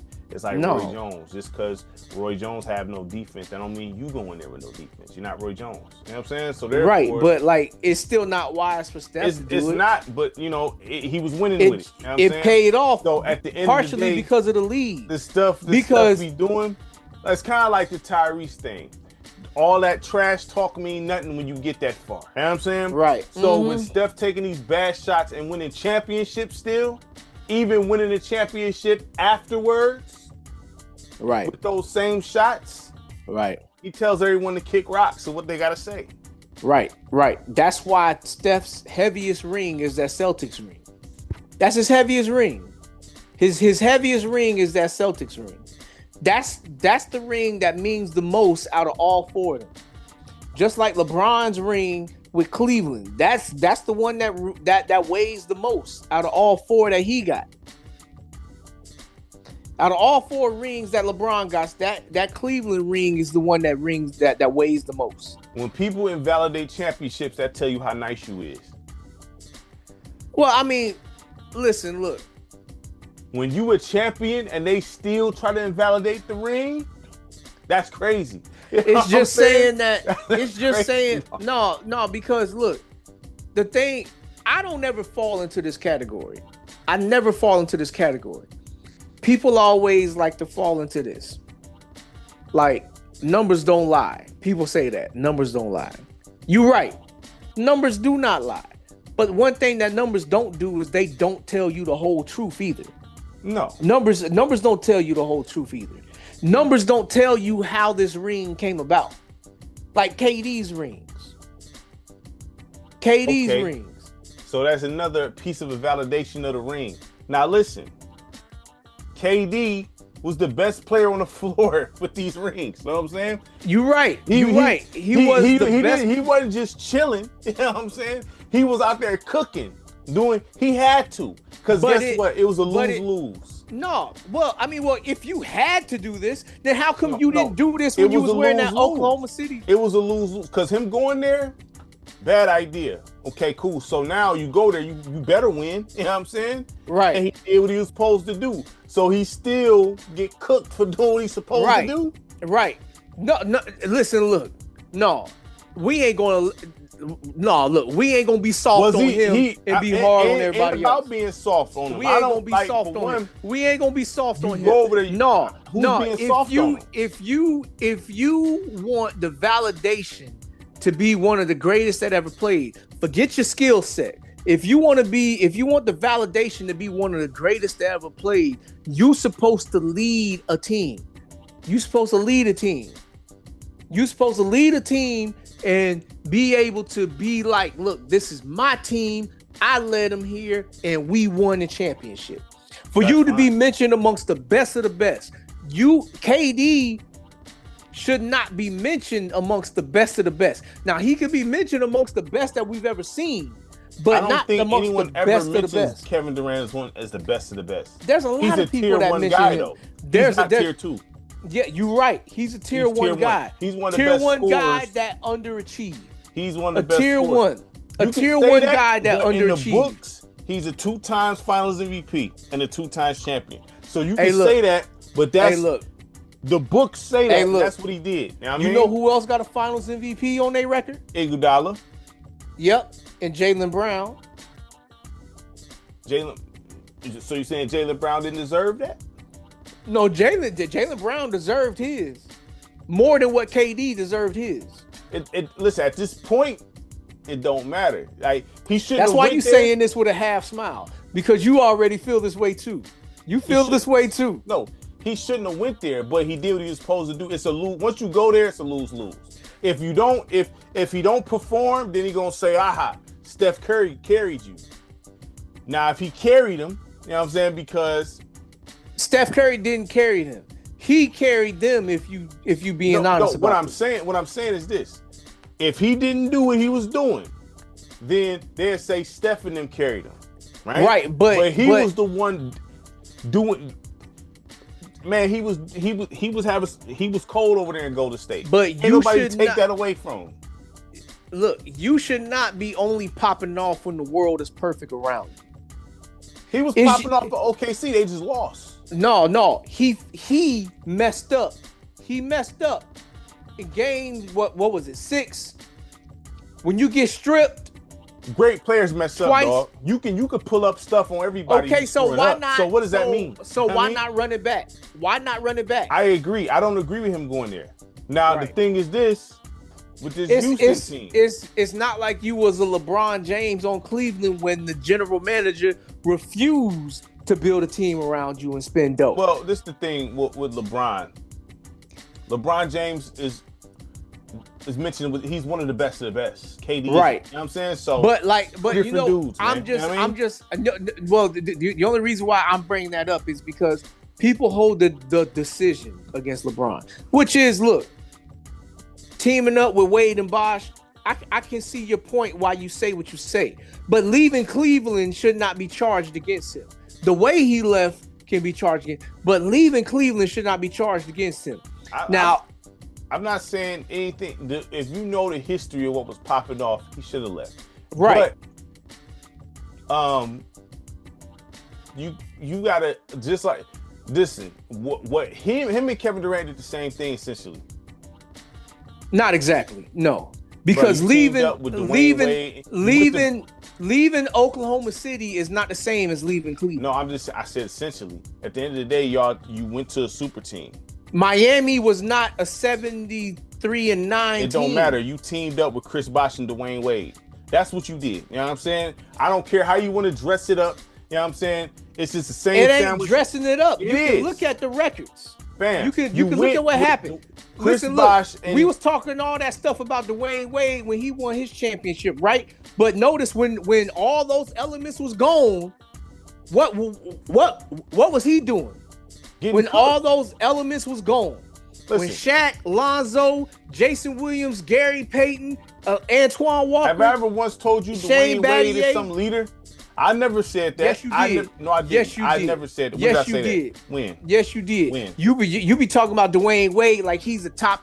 You say he's right after Kobe and Jordan. Okay, Kobe and Jordan is terrible leaders. So what are you saying? Them two are terrible leaders, and you know this. You know what I mean? So therefore, I'm not about to sit there and I have never once said Michael Jordan was a good leader or Kobe. All right. They're terrible leaders. You know what I'm saying? Right. We're not playing these games. D Wade, skill-wise, is there though. You know what I'm saying? As far as being 6'3", 220, and can get to any spot he want to get to. You know what I mean? But when you got a bad team, you got a bad team, fam. But if you cold like that, you still supposed to at least do some dirt with them to let the folks know then we know about how at this point Dwayne Wade running around almost with football pads on, dog. You know what I'm saying? The way he was all injury prone, so we not gonna do all that. Right, yeah. You know this already. Dwayne Wade was all hurt, wearing all kind of special padding and all kind of stuff. Dwayne Wade was messed up, so it is what it is. At the end of the day, whatever. At the end of the day, he still teamed up with Bosh and Wade. What was Wade? What pick of the draft was he? He was the number. Let me see. It went Braun, Melo, Milicic. No, it went Braun, Milicic, Melo, Wade, Bosh. So you teamed up with the 4th and the 5th pick of the draft, man. Yeah. Seriously? You know what I'm saying? Get out of here with that trash, man. But that don't hear that. You know but that don't mean. Listen. Look, they both did essentially the same thing. You can't dress it up differently for Bron. No, it don't. Because draft positions have never meant that players was going to be successful. Adam Morrison was the number 1 pick in the draft by the Charlotte Bobcats. And they said that this dude was the next Larry Bird. And this dude, his name ain't even known anymore. If first of all, Anthony Bennett was the first pick of the draft. You trying to play semantics here. This is the thing, man. Look. What you mean? You can look back at every single NBA draft and be like, okay, look, this dude didn't work out. If nobody viewed them Johnny like that, Johnny Flynn was picked over Steph Curry. That's cool. If nobody and we're not gonna act like Steph Curry. He didn't blossom till later, to be honest. So when he was at Davidson, he played the same exact style. In the league, he didn't blossom until later. In the league, we didn't blossom. That's all right, later. but he showed the potential. That's fine, but he was not. Was he better than Monte Ellis? When you think of skill sets, when they were sharing the same jersey, was he better than Monte Ellis? When you think of skill sets, when you think of skill sets, how different is Steph Curry now? When you think of skill sets, how different is Steph Curry now than the Steph Curry at Davidson? It's about situations. How far did he go with Davidson? No, how different is he? How different is he? He's not different. He can just shoot better. He's the same exact player with a higher percentage. And how long did it take for Golden State to start winning with him? Until Mark Jackson got the job and gave him the reins to be able to pull up and shoot. And that was Monte Ellis' team. Yes. Never missed the playoffs. All right, so whatever, man. Now, the thing is this, and I'll take Monte Ellis. Man, listen, anyway, Monte Ellis better than Dame, but whatever. At the end of the day, Durant and Bron did a very similar move. Just they same path, different routes. You know what I'm saying? They both got to the same destination, different route. Nobody can, because if nobody viewed Bosh like that, then they wouldn't have had no big gigantic press conference. They wouldn't have said they wasn't taking over the league. None of that stuff. You know what I mean? If they didn't view it like that, you can't sit there and blanket this for Bron. But no. KD did it. You know what I mean? I'm not blanking it for Bron, because Bron. Look, I said anybody that holds Bron accountable for that, look, he's deserving of that, because for him to do it in the way that he did it, you having this whole ESPN watch you make a decision, trying to relive some college days that you didn't have because you came straight out of high school. First of all, bad advice for whoever told you that was okay. And then to get on the mic and say, I'm trying to win not one, not two, not three, not like all of that stuff. You just open the door. You just open the door for targets to be beamed right at you. How that should have went down was, we should have just been watching ESPN and just seeing it coming across the bottom of the screen. LeBron leaves Cleveland and goes to Miami. That's how that should have happened. It wouldn't have been as big of a deal about it if you wasn't opening your mouth so much about it. And then they talk about KD, right? KD didn't lose to an older team in the finals either. You talking about Dirk Dallas cooked or Miami? Dirk cooked Miami, fam. Yes, and Older team. specifically, look, like I said, that was the first year that they got together, and they didn't have all the same role players that they had on the first two Dirk championships. Shouldn't have got busy on him like that. If Dirk shouldn't have got busy on him I like have that. my personal opinion about this because look, I have my personal opinion about this. Not saying that he would have locked them down or anything like that, but when you think of being a defender at the power forward position, who's the better defender, Chris Bosh or Udonis Haslem? Oh, get out of here, man. Who's the better defender? Udonis Haslem gonna stop that? Man, No. There ain't no That's way. not what I said. That is not what I said. That is not what I said. I said, who's the better defender? What is he gonna do to irritate him? I want to know. That's what I said. What is Udonis gonna do to irritate Dirk Nowitzki? Hustle. Udonis hustle. There's certain things you can hustle all day. Listen, There's nothing you gonna do. You laughing, but you not hearing me. I hear exactly what you're saying. No. You don't hear I exactly. hear you No, you exactly don't. what you're saying. No, you don't. You're not hearing what I'm saying. Go ahead. You're not hearing what I'm saying. Go ahead, please. You're not hearing exactly what I'm saying. Please. Udonis Haslem is a better defender than Chris Bosh is. He's a better defender than Chris Bosh is. I'm not saying that he was going to shut down Dirk, because Dirk is one of those all-time players that's not getting shut down by nobody. I don't care who it is. He's not getting shut down by nobody. But when you put a better defender on him, he can go about defending him better than what somebody who don't defend that well does. What is he going to do? I want to know. It's not going to matter. Once Dirk catch it, fade, Udonis does nothing. Did you watch that series? Udonis does nothing. I watched the series. Did you watch the series? I watched it. Okay, he had all world numbers against them. What do you mean? Yes, he did. And who got the most minutes on that Miami Heat defending him? Chris Bosh or Udonis Haslem? Who got the most minutes defending Dirk Nowitzki? Chris Bosh or Udonis Haslem? Is it Bosh? Yes, because he's the starter. He's the starter. He was the one. So would it have been different if Udonis got the most minutes?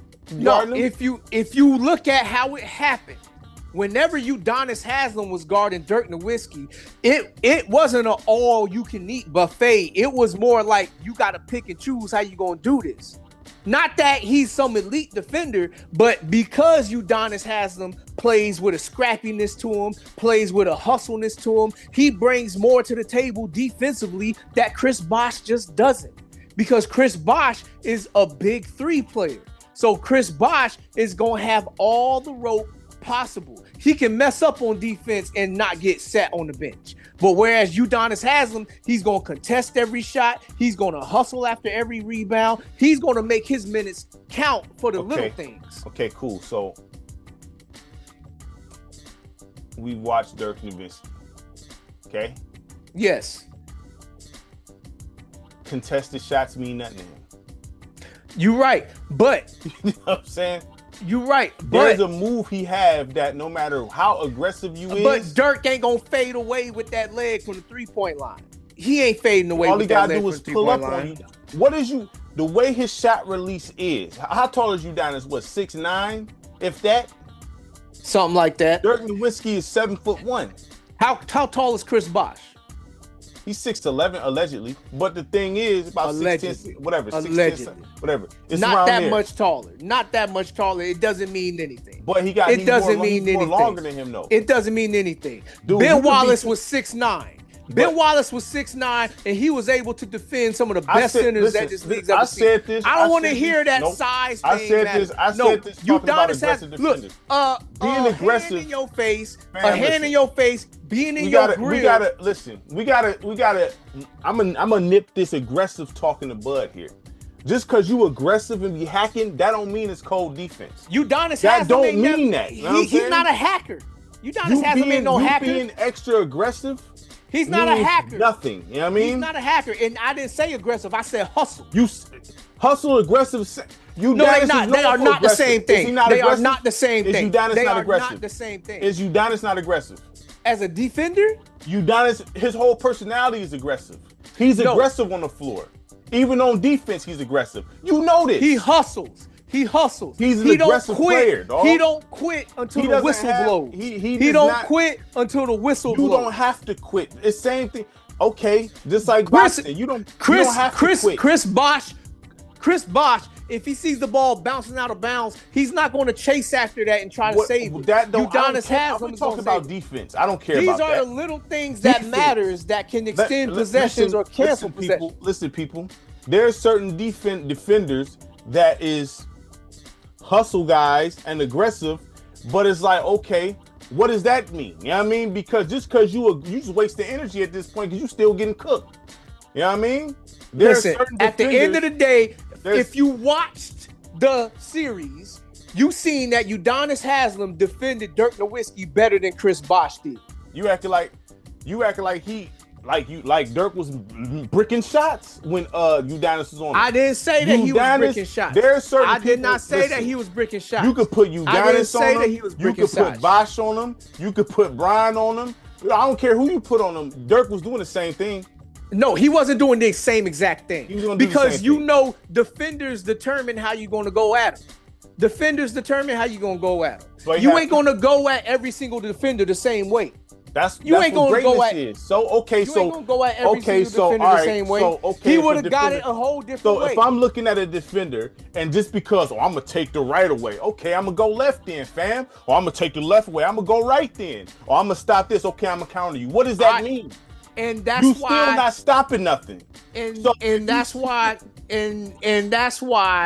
when you watch the game and you see what happened, if you go back and look at that series, you see what I'm talking about. Udonis Haslem defended Dirk better than Chris Bosh. Okay, so Dirk had to use a different move. Dirk Nowitzki is not a perfect player. He's not going 100. Who said he's not shooting 100%? He's not shooting 100%. No one but you can make it a whole lot more challenging. But Udonis isn't Dennis Rodman either. No, he's not Dennis Rodman. And Dennis Rodman, without the antics, who is he? Without the antics, who is he?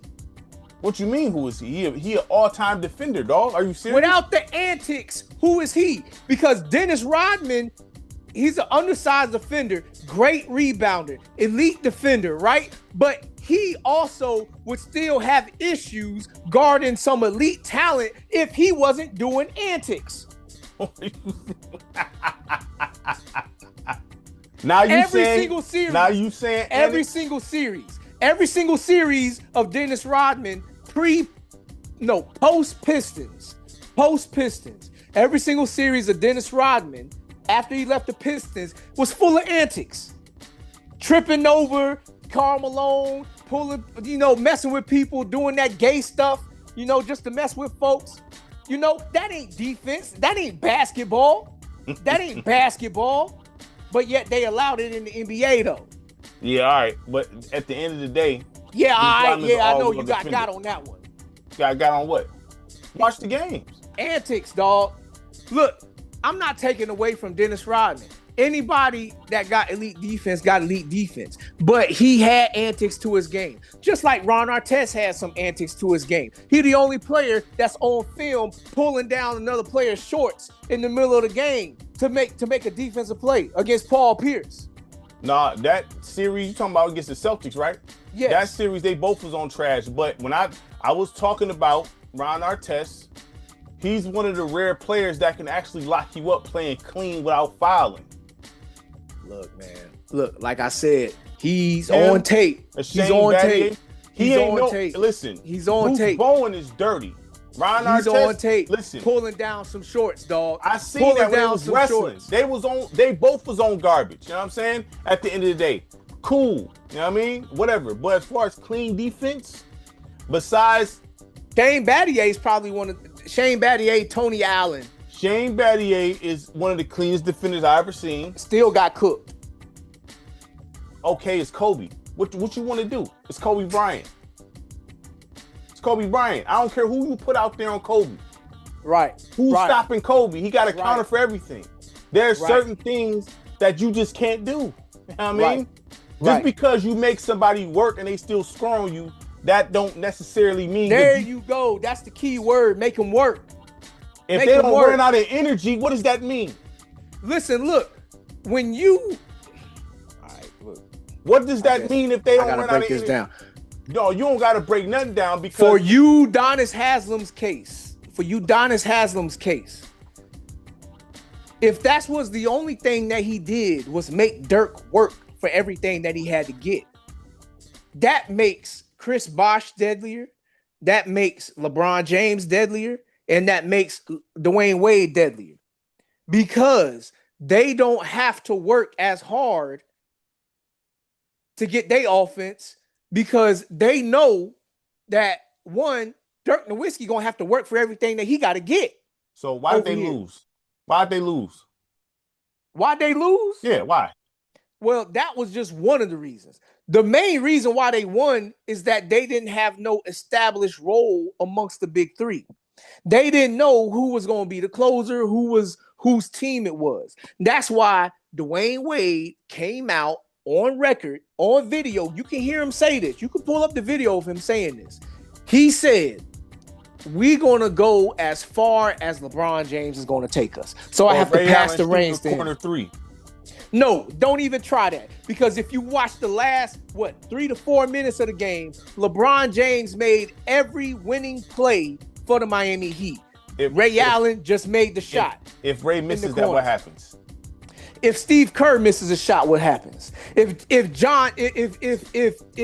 Derek Fisher misses the shot, what happens? If Robert Horry misses the shot, what happens? So what are you saying? All right then. So if Jason Terry misses the shot, not what just happens? him. It's not just him. No, it's not just him. But that's why I'm bringing up the team element in this. You know what I'm saying? The team element in this. Okay, so at the end, they shouldn't have lost to Dallas. Period. They should never have lost that series. Listen, look, Eric Spoelstra, once again, rookie head coach, and then you not as deep. They didn't have Ray Allen for that series. They didn't have Shane Battier for that series. They didn't have Mike Miller for that series. They didn't have James Jones for that series. They didn't have them guys for that.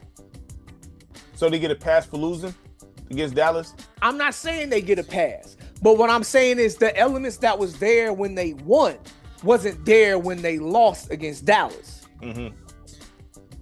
It wasn't there. And then when they lost to San Antonio, Chris Bosh wasn't healthy, and neither was Dwayne Wade. No one is ever healthy when they get to the final. You know that already. Everybody banged No. up. I'm not saying healthy like they still played. Like healthy like they didn't play. Mm-hmm. It's a different realm. It's a different realm when you don't have players available.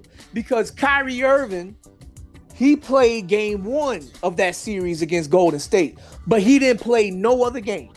Kevin Love didn't play any game. Oh, I know that. I don't trip on that though. So it's completely different. When your best player on the floor is Matthew Dellavedova. Listen, man. It'd be a lot of certain people be getting certain passes that other people don't get. No, you see, that's why I firmly believe at looking at every single player with the same magnifying glass. If you look at every single player with the same magnifying glass, a whole lot of these champions from the past wouldn't be champions if they dealt with the same type of circumstances. Because if you take away their top 2 dogs, who is they? Does Magic Johnson win a championship if he doesn't have Kareem Abdul-Jabbar and James Worthy? Say the same thing about Bird. Does Larry Bird win a championship? Does Kobe win a championship if he doesn't have Shaquille O'Neal or if he doesn't have Paul Gasol and Andrew Bynum? Well, that's when I was talking about on what's the name with T-Mac and Kobe. Once again, the teammates matter. Look, we all know every organization in professional sports is not committed to winning the championship. They'll say that stuff, they'll talk that stuff, but their actions don't speak that stuff. Their actions don't speak it. If you look at every team with the same magnifying glass, a whole lot of these champions is manufactured champions. We need him to win so we can make the most money, so our league can benefit.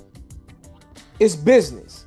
Once again, going back to the line that you yourself said. So why didn't Brian win the 10 years in a row he was in the finals then? Wouldn't that have been beneficial for the league? No, I'm not saying that. I'm not saying that at all. What I'm saying is, so let's analyze the 10 years, right? The very first he went year, like 10 years in a row or something crazy.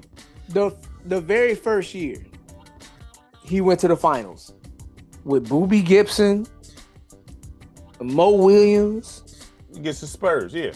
Against Tim Duncan, Tony Parker, Manu Ginobili, and Greg Popovich, and a host of good role players. Mm-hmm. Against him, against LeBron James, Boobie Gibson, Mo Williams, Anderson Varejao, Zydrunas Ilgauskas with Mike Brown. Mm-hmm. That's a losing hand. Tim Duncan said in the press conference himself, he said, we defended LeBron with 5 guys. So if the best player on the other team says that himself, that we defended LeBron with 5 guys, they don't respect the other 4 players that's on the floor. They don't. We all know that's the only championship team where I don't like, hey, what they can do about that? I don't never mention that.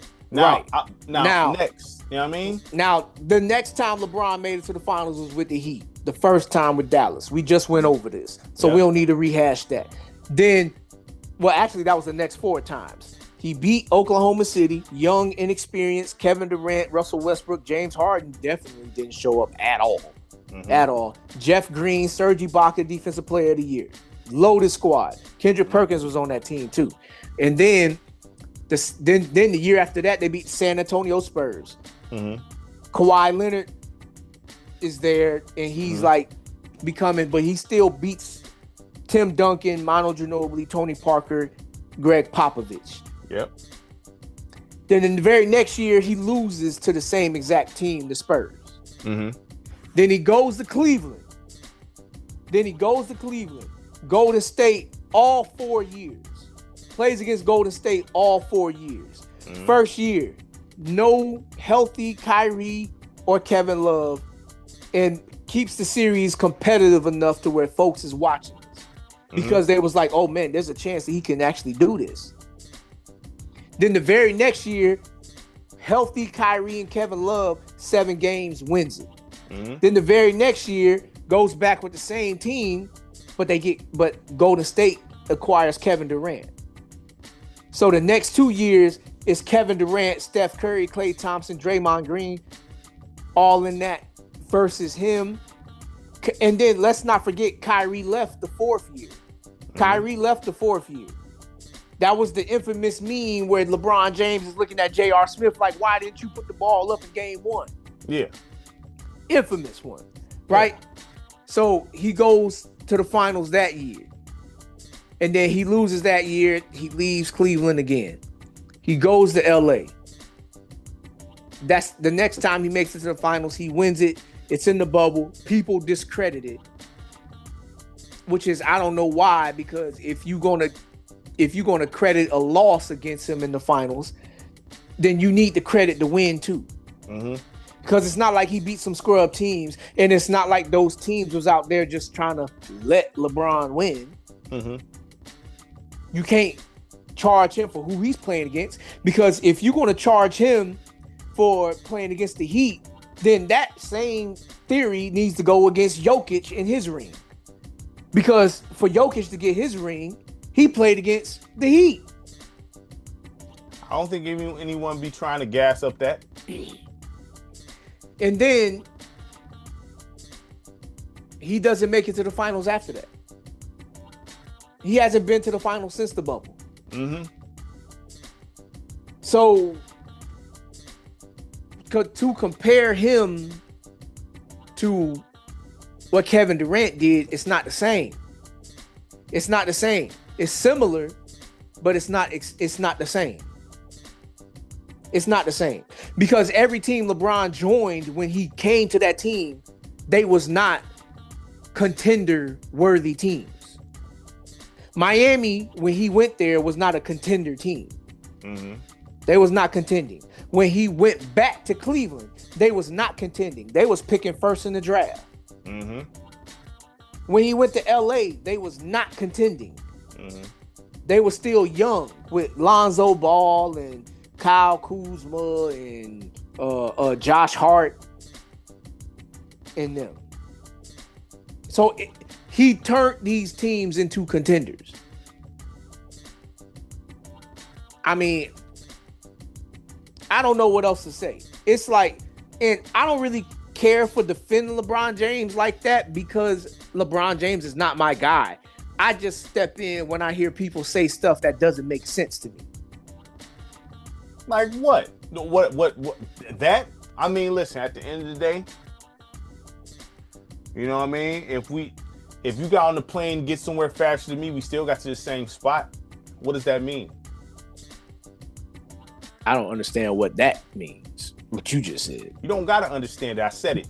You know? I don't understand what that means. You don't gotta understand it. You know what I mean?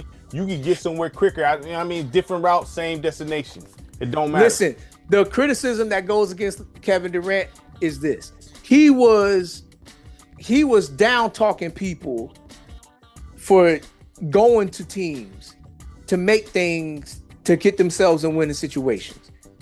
He's on record tweeting and doing what the new kids do, tweeting about this stuff, saying no one gives Kevin Durant a pass for going there. No one gives Kevin Durant a pass for going there. And I'm not saying that LeBron James deserves a pass for going Miami. If you want to charge Miami's rings against LeBron James, feel free. Be my guest. I don't care. Listen, first, at the end of the day, Damian Lillard get talked crazy about because he didn't want to leave Portland in the first place. You know what I'm saying? Right. But then if he slides to go somewhere else, then it's this. People got to make their mind up. So do you want somebody to be loyal to the franchise or not? It's different for every single player, because not every single player plays for a franchise that's trying to get you everything that you need to win a championship. So how about Reggie? Because Reggie, he played for the Pacers his whole career. He been to the finals. Yes, he been there. He's had squads. He didn't have a successful season every single year either, though. No, but he had squads. And if we being honest about Reggie Miller's skill set, he don't got no skill set that says that, oh, well, we can just build around him and win a championship with him. He don't. But you can still have success with him, clearly. Yes, clearly you can still have success with him. Everybody, Clearly. let's make it clear. Everybody sometimes just don't have the same skill set. It's fine. No, it's not about having the same exact skill set. It's about having a winning skill set for your position. What does your position require for you to have the best chance to win? Listen, Reggie like just Jason didn't Kidd, get over the hump. like Jason Kidd. Jason Kidd, his elite point guard skill set did not have no elite teammates, but he led that New Jersey Nets team to the finals. He led them to the finals. He lost to the Spurs, but he led them to the finals. Completely different skill set. That's fine. They was built more so. That whole East was built the same kind of. So they all had put together teams. Pistons, Nets, Pacers. You know what I'm saying? They had full squads. They all played their role well. Jimmy Butler. The bubble. We gonna hope is we gonna discredit Jimmy Butler's finals Everybody appearance? give Jimmy Butler his props. Don't nobody down talk Jimmy Butler. He always get his props. Right, but Jimmy Butler, for his position, his skill set, but what Jimmy he brings Butler, to the table. His problem is he's not consistent as far as shooting the basketball. And when he can't go to the free throw line, then all bets be off with him. Yeah, but the thing is, he knows how to get to that free throw line. He baits players on a regular basis. Yeah, but to guess get to that free throw what, though? line. Guess what, though? It can only get you so far, clear as day. Because if he was more of a deadly scorer, they'd have had more of a chance to win the championship. Once you cut out that baiting stuff, Jimmy Butler's ineffective. I hear what you're saying, and I'm not saying that you're wrong. What you're saying is facts. I'm not saying that you're wrong. I'm agreeing with you, but I'm just bringing up examples of players that carried mediocre teams to the finals. Would you say the Nets was really mediocre? They was a good team, fam. They wasn't whack, man. Well, when I say mediocre, I mean the talent around them, because technically Miami wasn't whack neither. Because Kerry Kittles, he was a shooter. They didn't have Kendall Gill. No, they had Kerry Kittles, Richard Jefferson is Kenyon underrated. Martin. He's underrated. He's not all of that, but he's underrated. No, he's a good glue guy, like defense, and then the hustle guy that does everything. And that's Kmart, underrated. Yes, Kmart. Yes, absolutely. Kmart. He's a silver guy. That's a silver piece. And then they had Keith Van Horn on that team, I think, too. Van Horn is probably a bronze guy. I like Van Horn. Van Horn, he would be cold in today's game due to what he was doing. He was looked at as soft then. But in 98, 99, Van Horn didn't go to the finals with them, I don't think. He wasn't on that team? I thought he was on that team. He was with them in 99. Let me see here. Maybe he did go. That was 2003, right? That was 2003, right? Yeah, it was Kerry Kittles, Richard Jefferson, Kenyon Martin, and who was the center over there? It wasn't Mutombo, was it? No, it was one of them Collins dudes. Looked at as one of the worst centers in the game. Was it one of the twins? Yeah, I think it was them. Yeah, they. Or it was that light skinned dude. You talking about what was his Mark name? Aaron Williams. Williams. Yeah, he was okay, but Let me see here. Trying to pull up this roster. If Van Horn was there, he was on the bench. If he was.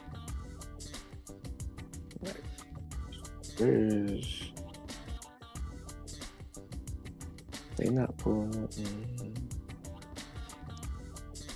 It's gonna take a second. Do it this way.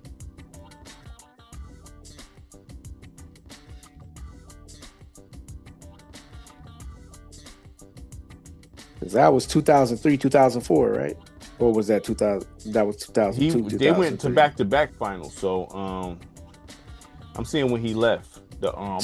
Jason Collins.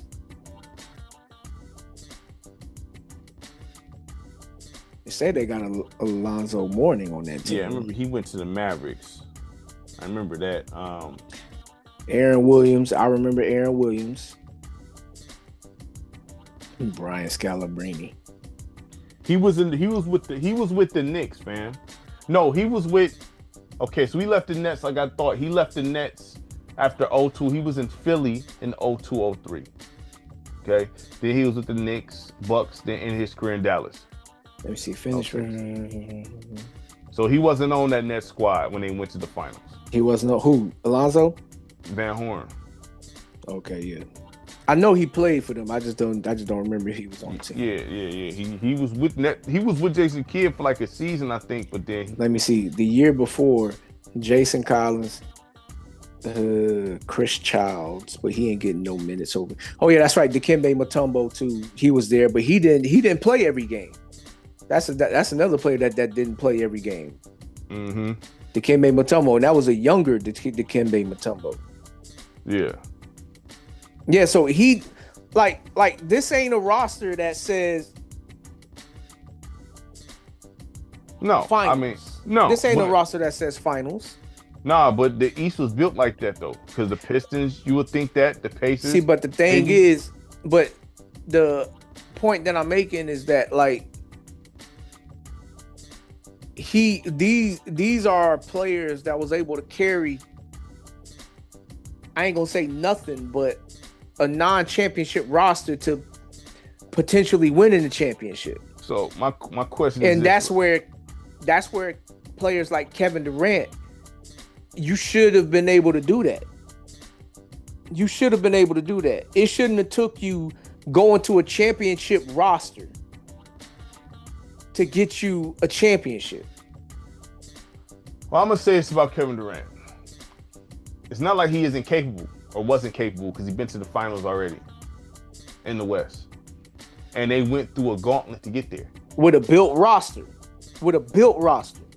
You need a team. Everybody who won championships have a team. You only, right. Even if you get to the finals, you always get clipped because you don't have a team.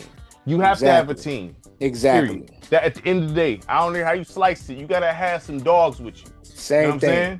Allen Iverson, another one that falls into this. We already know about LeBron James. You know, so I mean, like Kevin Durant's name, skill set, his skill set, what he's capable of doing, should have sat at that same table with those guys, where I don't have to have the world perfect around me to get to the finals. Mm-hmm. That's what it should have said. That's what it should have. At least that's what I think it should have said. Maybe I'm holding him to too high of a standard, but that's what his skill set should have said. Because it's not like the general managers wasn't doing their jobs. For them to draft the way they drafted, to get the players that he had, they was definitely doing their job. I don't think anybody feel like they wasn't. But the thing is, they got there, they lost. Then he lost. What was it? He went to the finals, lost. I forget what happened the year after that. Forget what happened the year after that. Did he get hurt? No, they traded away James Harden. Oh yeah, to the Rockets. They traded away James Harden. He got his own squad. Yeah. For Kevin Martin. The quietest 20 points a game you ever gonna hear.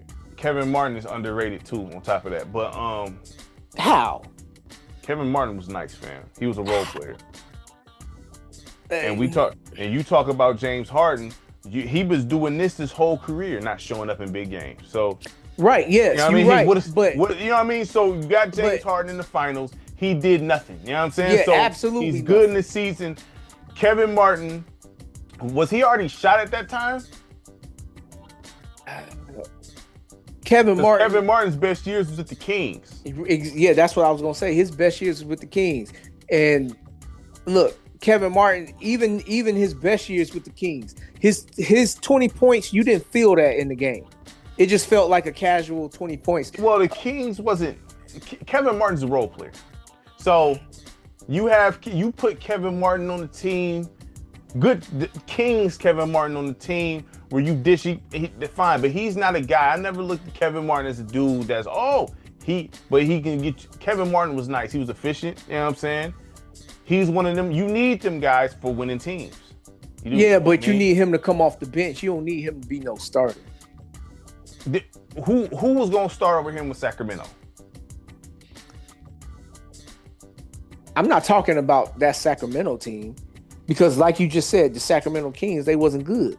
They wasn't good at that time. If he's they a wasn't role good player, at that time. if he's a role player on a championship team, I have an issue with him coming off the bench. But if you don't got no good two guard like that, who's just somebody you insert. Okay, so who's better, Kevin Martin or Derek White?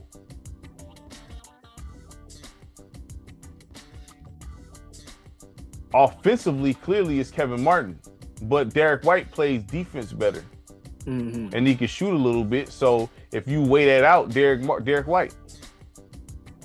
But Kevin Martin, though, can still, he's 6'7". He can actually create his own shot. Derek White can't, you know what I'm saying? So it depends on what you want and how you want to use it, you know what I'm saying? Because Derek White is good for certain situations and Kevin Martin is good for certain situations. Yeah, Kevin Martin is quiet, but guess what?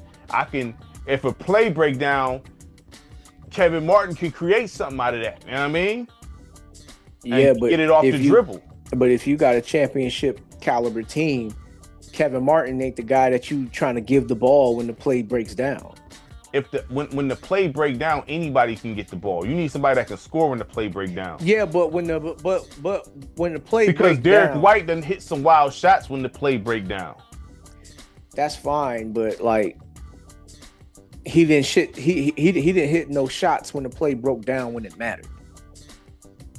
If you listen, man, like you know what I'm saying, listen, Kevin Martin did nothing that matters. He wasn't put on a team where it matters. So if you put him on a team, you don't know what he can do until he's in that situation. So how come he didn't do it for Oklahoma City? Because that's a team that matters. Wasn't he hurt a lot? He was shot at that time. He wasn't the same Kevin Martin at that time. I think he was done a little bit after that.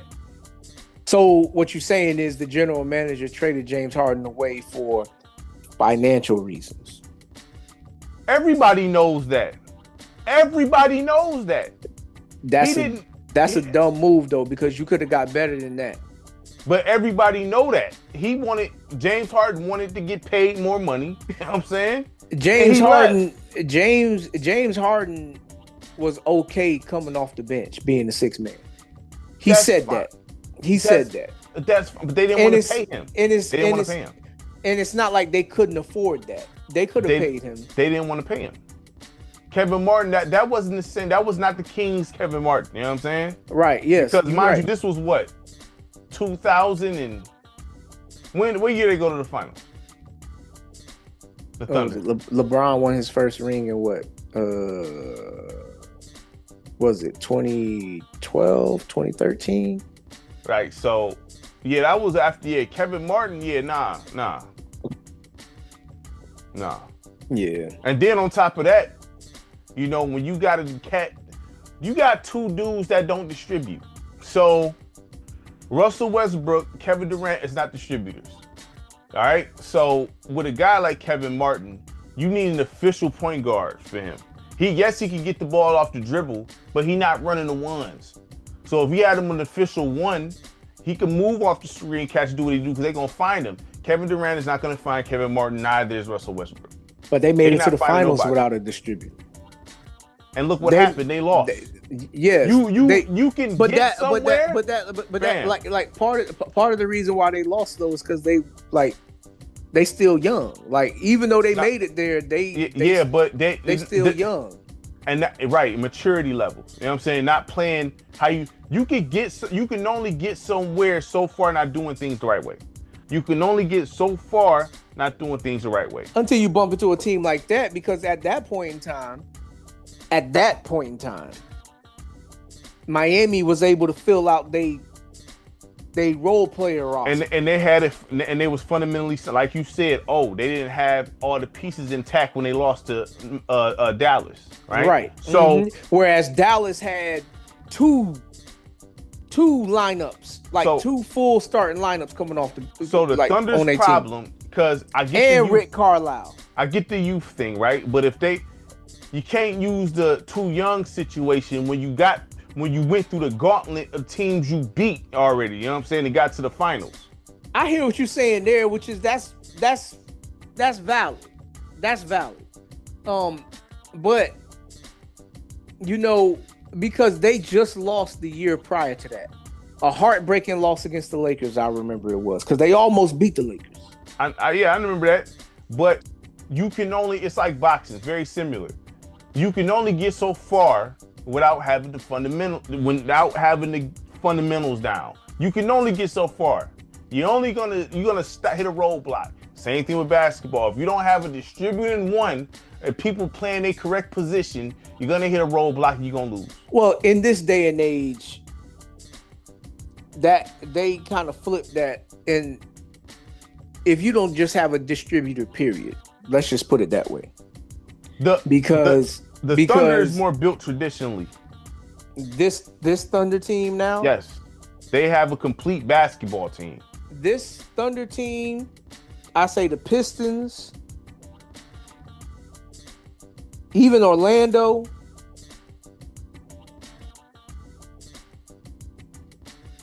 Who else? That might be it. The Thunder is built the correct way. Point guard, shooting guard, small forward, power forward, center. Okay? Yeah, but Shea ain't no distributor though.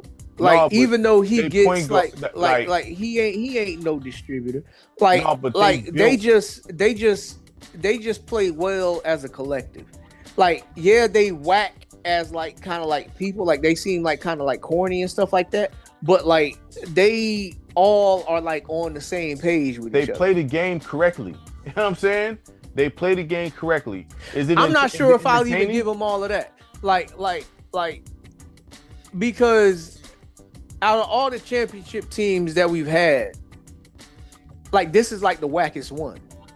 Yeah, but that would have been the same thing for the Pacers.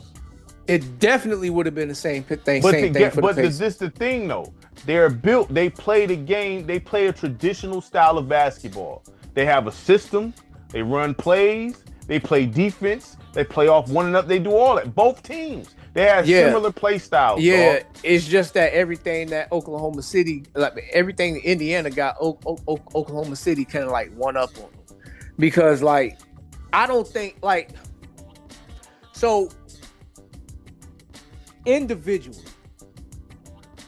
like if you just look at what they did individually,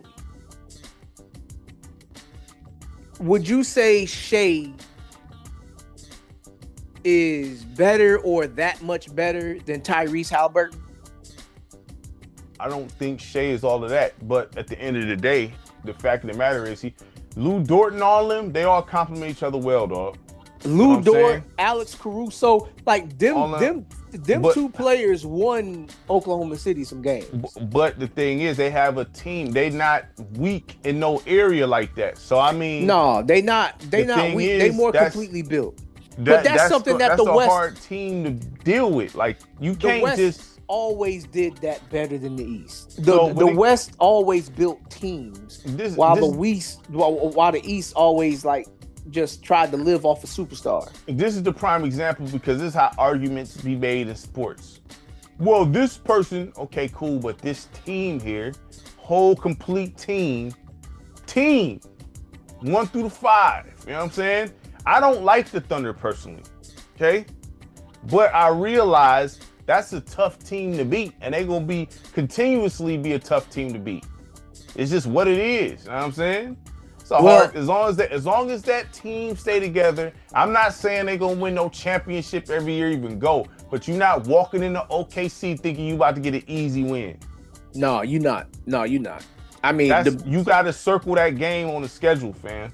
The biggest threat to them out the West right now is the Rockets. We'll see. I hope it is. That's the biggest threat. We'll see. Minnesota, they took a step back. So all lights is on Kevin Durant here. Because he's, for that, yeah, I Sengun there, but I don't look at Sengun as that guy that you gon', I like Sengun. But Sengun, he not gonna get outplayed by Hartenstein or Chet. No, what I'm saying, I'm looking at Sengun like I like Sengun, but he a silver piece. He a silver piece. He not no Yeah, gold yet. I hear what you're saying on that. But what I'm saying is that, like, if they was to meet up, it's not gonna be no clear advantage to Oklahoma City down there. Like, Sengun I'm is not gonna be convinced able. Houston can beat them like that. I'm looking at the team. I'm not convinced yet. Is Kevin I'm not Durant gonna saying. stay healthy? Well, it's all gonna be pending on Kevin Durant. Is Van But Vliet gonna stay healthy? assuming there's no injuries involved here, because that's another thing that we got to factor in here. Oklahoma City won with Tyrese Halliburton with a bad tire, but still was playing, right? So he wasn't like unavailable, but he wasn't himself available for all those games, right? Yeah. And then you got, even though he wasn't there the whole season, I'm still optimistic about what a James Wiseman would have looked like with this team. Because had Indiana would have had James Wiseman, considering what James Wiseman is capable of being and the type of style that Tyrese Halliburton plays with Rick Carlisle's coaching, I feel like James Wiseman could have been a solid contributor at bare minimum. Not saying that he would have been a superstar or anything like that, but he would have been a contributor at bare minimum, like double-double, like a light double-double, like how what's his name used to do, David Lee. Well, I'm not just. You're not feel about Wiseman. I'm just saying, like, because when you look at they like rosters in comparison, like Jalen Williams and Chet Holmgren, they not household names, but people know who they are more than they know about who anybody else out of Indiana is. Like, the next name on Indiana is Pascal Siakam. So if it was Tyrese and Pascal versus Shea and Jalen, it would have been a different story. But because Oklahoma City had so much to throw at them, Chet, Hartenstein, Caruso, Lou Dort. Like, Lou Dort had some games where he was knocking down some shots where it was like, yo, man, who the heck are you? When you start doing this? Right? Whereas, like, Indiana Pacers, they kind of had the same thing last year. He didn't do it that much this year, but Nembhard was the one that kind of saved a series last year. Well, not save them, but he kind of sealed the series last year against the Knicks with that shot. But then, like, I would say the biggest letdown for the Pacers this past year was Benedict Mathurin. Because Mathurin was supposed to be, because he was one of those high lottery pick players that the Pacers got that was supposed to be a big contributor for the team, and this dude was coming off the bench being all kind of inconsistent. I mean, like, he was like Dion Waiters inconsistent. I mean, but that's what happens. You know, they gotta perform for a few years. You can't just have like, oh yeah, so.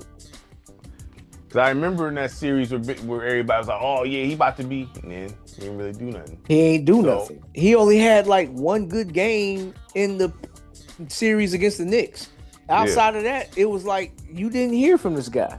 Nope. So I mean, that's why you got to do it. Like, I mean, you got to have that 1 year, like you said about the quarterbacks. You don't take a lot of stock in rookie quarterbacks. But it's kind of different with basketball, because basketball, I would feel like you more susceptible to repeat a good performance just because of the talent of the league being so depleted. Yeah, but these dudes don't ball like that. So I mean, what it is, they don't. And the coaching obviously ain't that good. Nah, it's not. You know what I mean? It's not. They too player friendly. You know what I mean? Yeah. But I mean, I don't know. We do this all the time. We do this all the time. Y'all used to it though. Right. We do this all the time. Yeah. Look, man. Look. We ain't got no hate for Dame, but we understand that this means that he's not winning no championship. He's just going to get the bread. He's going to retire there, man. Ain't nothing wrong with that. He'd be an all-time. Well, There's absolutely nothing there. But like his name doesn't sit at the same table as some of the other players that didn't win a championship. What Dame's legacy gonna be is one of the great trailblazers. Yeah, that's what it is. I mean, anybody who he's gonna be. I mean, this dude ain't got really like no accolades like that. Like outside of All-Star appearances, this dude ain't got no scoring titles. He ain't got like no first team All NBAs. I don't even know if he got any. He's just an all-time trailblazer. That's cool. Which is kind of crazy. Because you got role players that be all-time certain. Like, you got certain players that meant a lot for a team, but outside of that, as far as the whole league, no. But wearing the number 0 trailblazers across the chest, Dame Lillard will be loved in Portland. You know what I'm saying? So he'd be one of the. Anytime 2K come out 10 years from now, he'd be on an all-time trailblazers team every time. 10 times, you know what I'm saying? He's just an all-time. He better not be on no all-time Milwaukee Buck. No, but they be doing stupid mess like that. They be doing stupid stuff like that. But they be doing that crap. He's a Blazer. I don't necessarily think he Hall of Fame, but I don't think Damian Lillard Hall of Fame. But heck no. I don't think he Hall of Fame. I don't think he Hall of Fame. He was cold. He'd do like Dame was nice. Now, if there's a Hall of Fame for the Trailblazers, then all right, cool. You know what I'm saying? He can get into that. But he can get into that. Basketball Hall of Fame, I don't think so. There's too many players in front of him that deserve that before he gets it. Too many players in front of him. I can't. Yeah, Dame, he just, I don't know. He's good. I like Dame. He just, it is what it is. He all-time Trailblazer. Carmelo better get in the Hall of Fame before Damian Lillard does. They're not going to let. Well, I don't know. They might, because they're trying to give Melo his love all of a sudden, which I ain't mad at. I ain't mad at it, but I don't know. Maybe so, because he randomly got the cover of 2K, which I'm still trying to understand that. But cool. Hey, look, that's all right. But they called it Superstar Edition. They ain't call it Legend Edition this time. It's like, this Superstar Edition. You know what I'm saying? They called it that. I got that version. So right. So you already know I was getting that version. Yeah.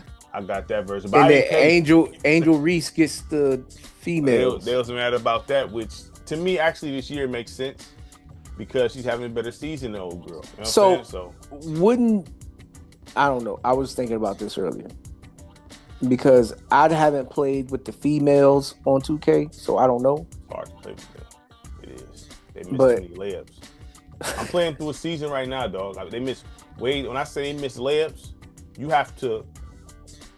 I'm playing through a season. You have to be under the rim in order for them, because you can't make they miss too many layups, dog. Like, it's just like, and I'm trying my best not to touch them sliders. Do they miss a lot in real life though? Yes, but still, like, that is some of the most frustrating stuff in the world. Because playing with them, I'm gonna tell you like this: playing with the chicks, it's a different strategy because it seems like every team on the same playing field, so no game is easy. You know what I'm saying? It's like, it's not I'm gonna come in and blow out. Nah, because they so unathletic and they miss layups, and then you got 6'3" centers, all that. You know what I mean? You only got a couple chicks that's tall like that. Now I got old girl Cardoso on my squad. I was able to get her. That's the one that got drafted before Angel Reese, right? Yeah, I was able to trade and get her. You know what I'm saying? She can still be missing layups. And there's like this 6'7" Chinese chick I was able to get. So that helps a little bit, but they still miss layups, dog. Like, it's crazy. But playing with them ain't bad though. It's not bad, but it's just they miss too many layups. But Angel Reese being on the cover, at first I'm like, why? But then looking at it, it's like, well, Caitlin Clark ain't having that great of a year anyway. Has Lisa Leslie been on the cover yet? They ain't got no Legend Edition. 2K. Do you need one? Do you need one? No, I'm just saying because the first one was Candace Parker. She was the first chick ever to get it. Right. It was Candace Parker. Even though this is the first game to feature girls, they need to like. What you mean the first game to feature girls? NBA Street Home Court was the first to have WNBA chicks. Oh, I thought you were talking about something else. But okay, all right. But because like you got her, you got Cheryl Swoops, Cynthia Cooper. Yeah. You got shoot, you can even throw Dawn Staley on that mug. You can. Now I wouldn't mind a Cheryl Miller cover. Yeah, Cheryl Miller. There wasn't no WNBA, but Cheryl Miller, she was. They say Cheryl Miller was like that. Like they said she was better than Reggie. Oh yeah, they had a competitive house, from what I understand, but right. They look just alike. Fan Man sounded like it's crazy. Yeah, they both corny. I mean, but Cheryl Miller, you know, she can ball. I mean, Reggie can ball too, though. So I mean, but yeah, I wouldn't mind a Legend. Like they could do something with the ladies, you know. But I'm not mad at Angel Reese. It's not like she don't deserve it. You know what I'm saying? Like A.J. Wilson got the cover last year, so yeah. Why not? You know what I mean? So she already got her love. So Caitlyn, she's just not having that great of a year this year right now. Well, from what I seen, like players is like fed up, like they gunning for her. Well, I mean, like they like doing extra stuff. Man. Women hate each other. It's like my thing is this, you know, with the chicks. Okay, you don't like her, she's white, cool, whatever. The thing is, let your game do the talking. You know what I'm saying? Because I see Caitlin Clark, she can shoot. That's what she can shoot. But I don't think she better know A.J. Wilson. You know what I'm saying? I don't think she better like A.J. Wilson. Probably she's gonna go down as one of the best female basketball players ever. You know what I'm saying? She's not better than A.J. Wilson. You know, A.J. Wilson don't gotta do all that. She can just go out there and play her game. I don't think she better than Candace Parker. Candace Parker is cold. I watched her in Tennessee.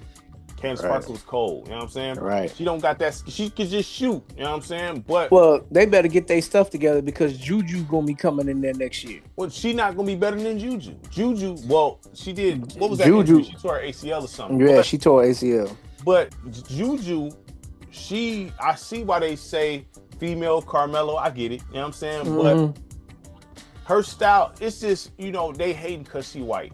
This is really what this is. It's a white girl. Are you talking about Caitlyn? They hating on the girl because she white. But my thing is, well, what's her name? PG. She kind of like cold. Who? Paige Buckner. But she don't get all that light though. See, Paige Buckner and then old girl, the other girl for the Sparks, they don't put no light on her like that. They put light on the other girls. So the black girls I mean, I'm just calling how I see it. They hating on the white girl. It is what it is.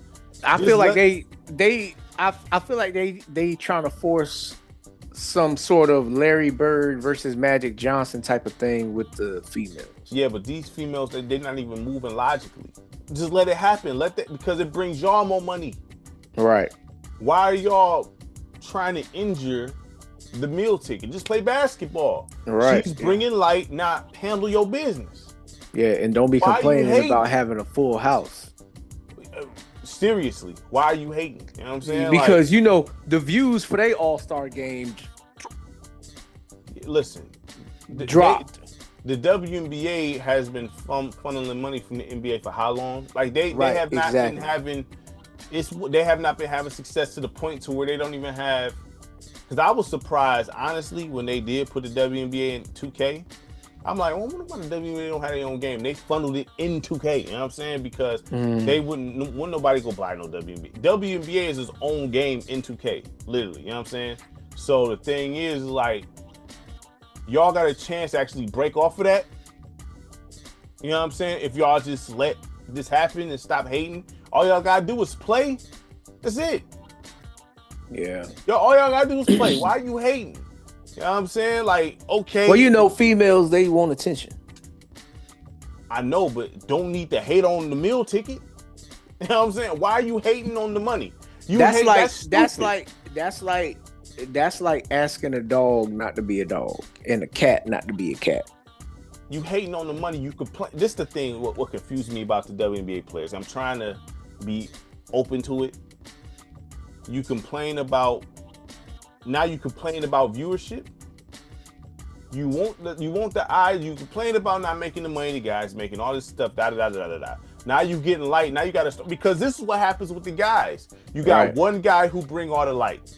Jordan brought all the light. Brian brought all the light. But everybody like, okay, it's time to get busy. We got Magic, the light, Jordan, Bron.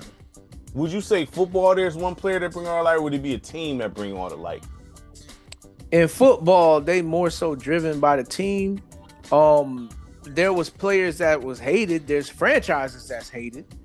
Like Dallas Cowboys. That's like the biggest franchise that's like, you either hate them or you love them. Like there's no like on like for the majority of fans, there's no on the fence. It's like to the Lakers, do you? I wouldn't say that they as comparable to the Lakers, because I haven't came across too many Lakers fans that are like really as arrogant as the Cowboys. Like Cowboys, they like to talk like they gonna win a championship every year. They don't ever win though. But cool. Exactly. Like the Cowboys is kind of like how Stephen A is for the Knicks.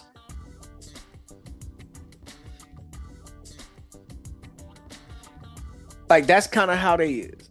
Like Knicks fans, especially now, you can't tell them nothing. Like they feel like they gonna take it. You know, they be feeling like they gonna take it. You know what I'm saying? And Dallas fans, every year they show up for it. Every year they show up for it. Believing in, I don't know what they believe in. And I don't know what evidence they got to back it up based on what I've seen. But they be like, and not every single Dallas Cowboys fan, obviously. Like some Dallas Cowboys fans are logical. But then you got the guys that's just ride or die for the star regardless to what. Right? And those guys, they do not understand logic. To a degree, they do not understand logic. And so they just feel like, oh yeah, well, we gonna win a championship next year. They always say they gonna win the championship. So like that fan base, that's a fan base right there where it's like you either hate them or you love them. There's a very small percentage of people that just don't care. I'm in a small percentage of people that don't care. I don't hate the Cowboys, but I don't love the Cowboys either. It's like I'm all right if the Cowboys don't win, and if they happen to win, I'm not losing sleep either. I mean, I just don't get you hating the money coming in. See, I would say like, because the thing is, so football's been like America's game for the longest. So I don't know if football ever really had a stretch where they was like, yeah, we worried about making money kind of stuff. Football's been America's game. Because the thing is, right? There was what's an old girl named Kelsey Plum, right? She went from the Aces to the Sparks. A fan went up to her, want an autograph, right? Don't you think that's weird? This is what happens when you have the light on you, Kelsey Plum. You know what I'm saying? The fans want autographs, Kelsey Plum. Like, what are you? That's about as ignorant as what Brittany Griner said. She literally asked, don't you think that's big? They asked for autographs. So they asked for autographs. They want pictures. They want you to sign their shirts. They want your socks. They want your shoes. They want your jersey. Even if you may feel like it's disgusting, they want it. And listen, if you a player, there's certain things. If a fan comes up to you, can you sign this? You know what I'm saying? All right. Sometimes you got, okay, I can only sign 10, you know what I mean? Or whatever the case. That's one of those things where it's like, if it's too hot for you, to get out the kitchen. Seriously. I mean, because this is what come with it.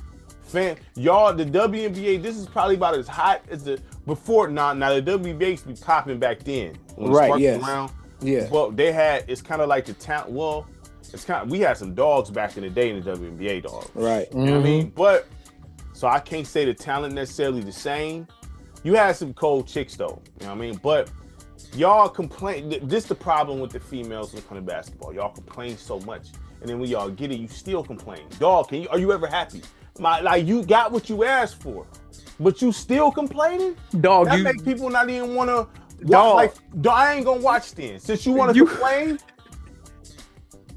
You dealing with women. Regardless to what. See, the patience is thin with that, dog. Like, you dealing with women. You gotta make sense. You dealing with women. Nah, woman or not, you gotta make sense, dog. But you women have always been women. Women have always been women. It's always never been good enough. Then then don't have anything then. You know what I'm saying? Because I'm not playing with, like, y'all asked for, you complain for years, like years. You know what I'm saying? You complain about the guys, then you ask for money from the guys, then you finally got a star who bringing the light, bringing endorsements, and you complain still? It's dog.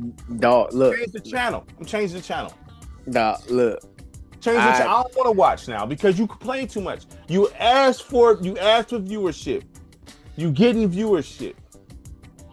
You got people watching your games. This is what you want. Now you complaining about it? They don't want. Y'all asked for this. Y'all want more dough, all that.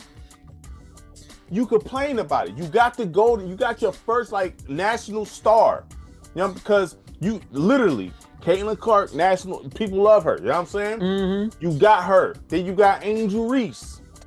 Okay, you got the rivalry that's supposed to be years to come. Let it happen. That way y'all get paid. Right. Yeah. I mean, look, everybody's. That makes no sense, woman or not. Look, that makes no sense. Well, look, don't you be like trying to debate logic all the time? You know what I'm saying? Stuff gotta make sense. I'm just saying. But, like, like, when we talking about, like, your wife, my wife, even on this podcast, we've had debates about stuff that don't make no sense. It gotta make sense. You know what I'm saying? So it's like, this is a female element. They only gonna want what they want to make sense in their head. Nothing makes sense there. So at the end of the day, you like, you know what I'm saying? That like, come on, man. It's a carnival up there.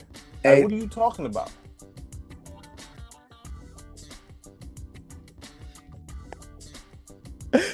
Hey, look, I hear what you're saying. Look, it is what it is. Look, you I'm can't not surprised. Complain on TV for years. You can't complain on TV for years and dog the dudes out in the league and all that. I'm not surprised. And all I'm gonna say complain about the viewership. I'm not surprised. And then try to injure your star player. I'm not surprised. I'm not surprised. Didn't Marshawn Lynch say, "Is there a man that I can speak to?" You know what I'm saying? So seriously. I mean, look. So get away from me, man. Like, word, like, get away from me, dog. I have zero. When I say zero patience for that stuff, my wife would tell you, I have absolutely no patience. Like, dog, I'm not about to operate off your feelings. I'm not, you know what I'm saying? I don't care all that girl stuff. I mean, what? I don't care. It has to make sense. I don't care about what sex you is. It has to make sense. If they want all this equality stuff, then why not be able to stand the heat in the kitchen? And this ain't even heat. This is compliments. This is people that's trying to give you your flowers. You want people to notice that you good, but then you take it overboard. You know what I'm saying? Like, it's like, oh, I think I could beat dudes. No, you can't. So what are you talking about? Just shut the man. Listen, fam. Like, I don't like that. Like, what are you talking? Like none of this makes sense. Like, you know what I mean? Like, oh boy. Look, man.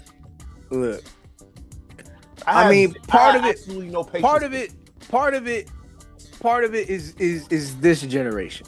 Like, had that past generation of WNBA players received this kind of love?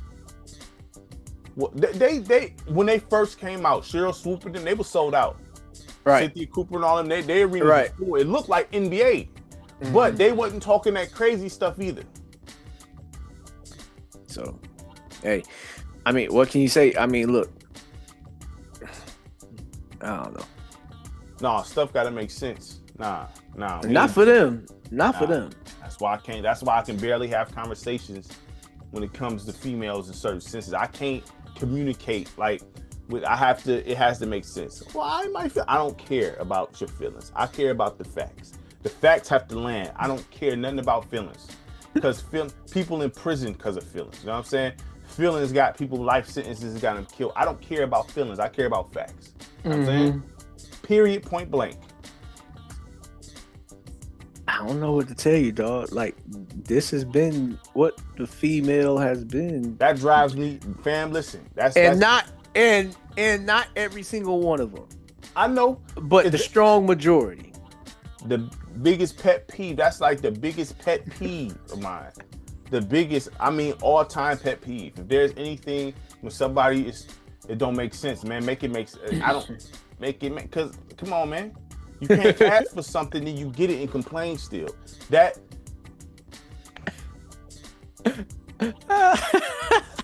you can't ask. That makes no sense. Have you ever seen that video where it was called "It's Not About the Nail"? I gotta see you. You sent that? I have to send it to you. I have to send it to you. It's a video where, like, this female, it's illustration obviously, but like, it's a female. She has a nail like right in her forehead, and it's poking out like 3 inches. The sharp way out? Well, the head is what's poking out, okay. not the actual needle part. The actual needle part is in her forehead. Okay. And she's supposed to be like complaining about like the pain and the stuff like that comes from the nail. And the dude is like, well, if you just take that nail out of your forehead, I guarantee you a whole lot of those problems gonna stop. And she's talking about it's not about the nail. It's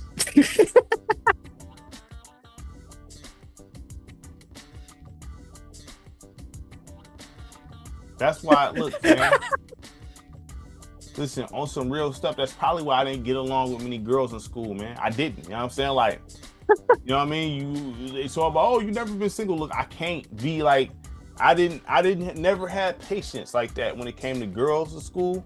I had one girlfriend that stayed with them. Like, I could not deal with the nonsense, fam. I could never deal with it. Ever. You know what I'm saying? Like, I never could, dog. And maybe that's some sort of a flaw, but I could never deal with that crap, dog. I couldn't. I done got into some crazy arguments because of my patience. You're so mean. No, man, I'm not. You gotta make sense. You know what I'm saying? I'm about to send it to you right now. I'm sending this joint to you right now. When we get off air, watch that joint. I am.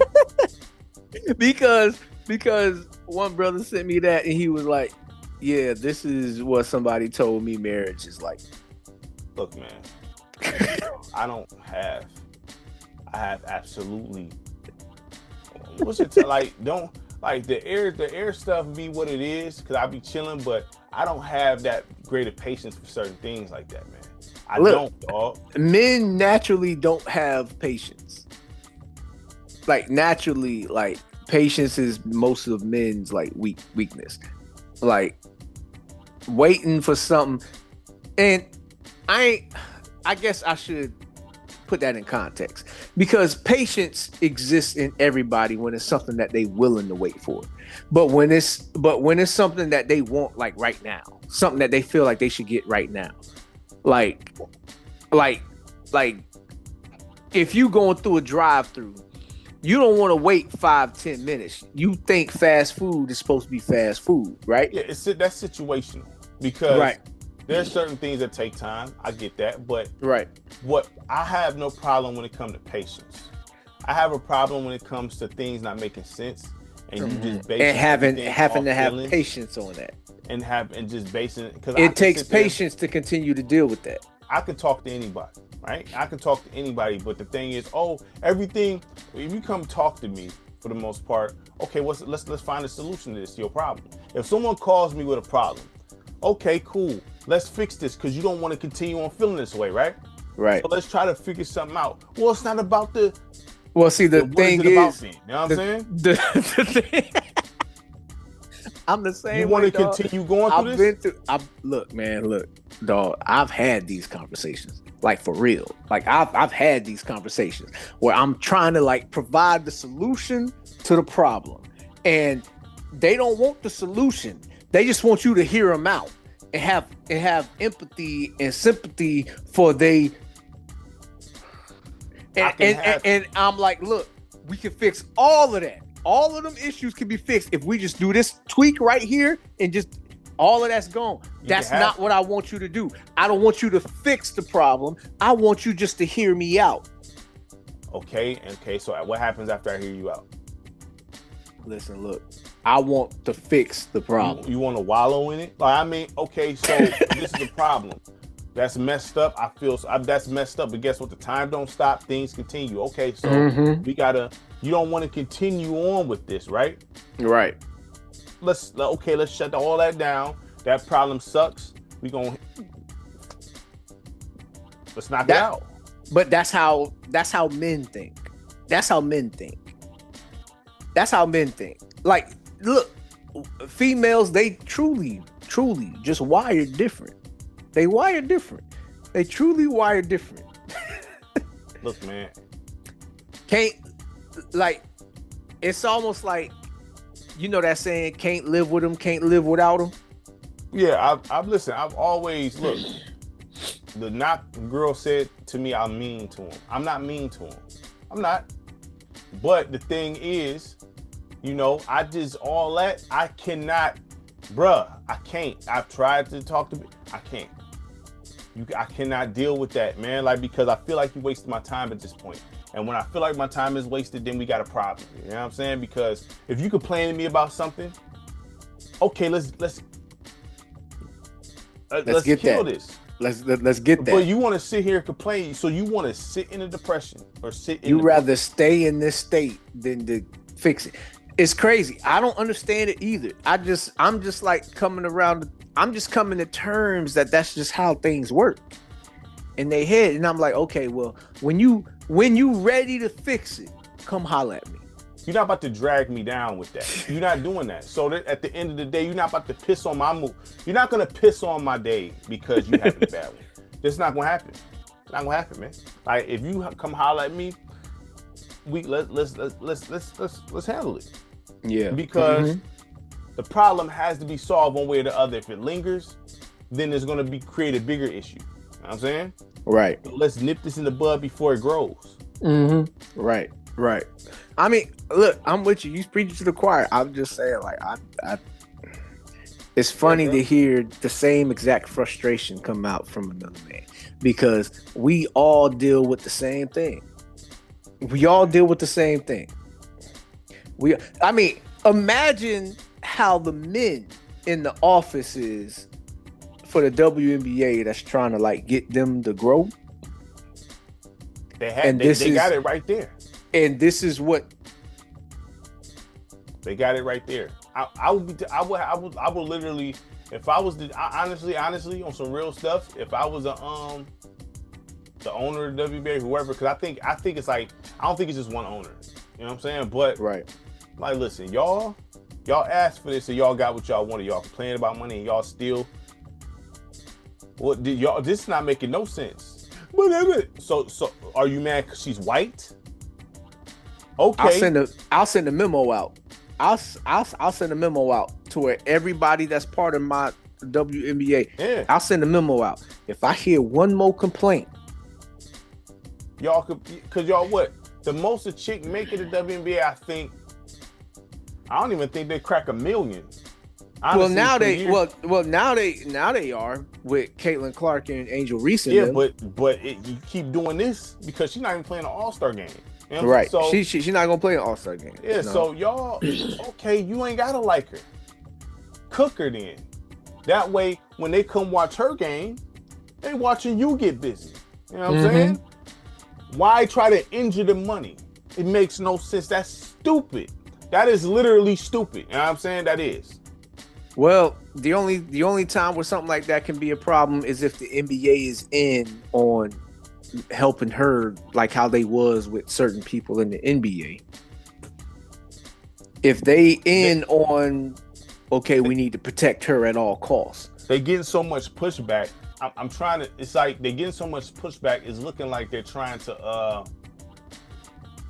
Because don't think NBA 2K isn't like you got a very close relationship with the NBA. Clearly, their whole summer league is named after 2K. They very in conjunction. So cover athletes can be politics too. You know what I'm saying? So if you look at what's going on with Carmelo Anthony, it seemed like his show is taking off at 7 p.m. Brooklyn. 7 p.m. Brooklyn. Yep, that's taking off.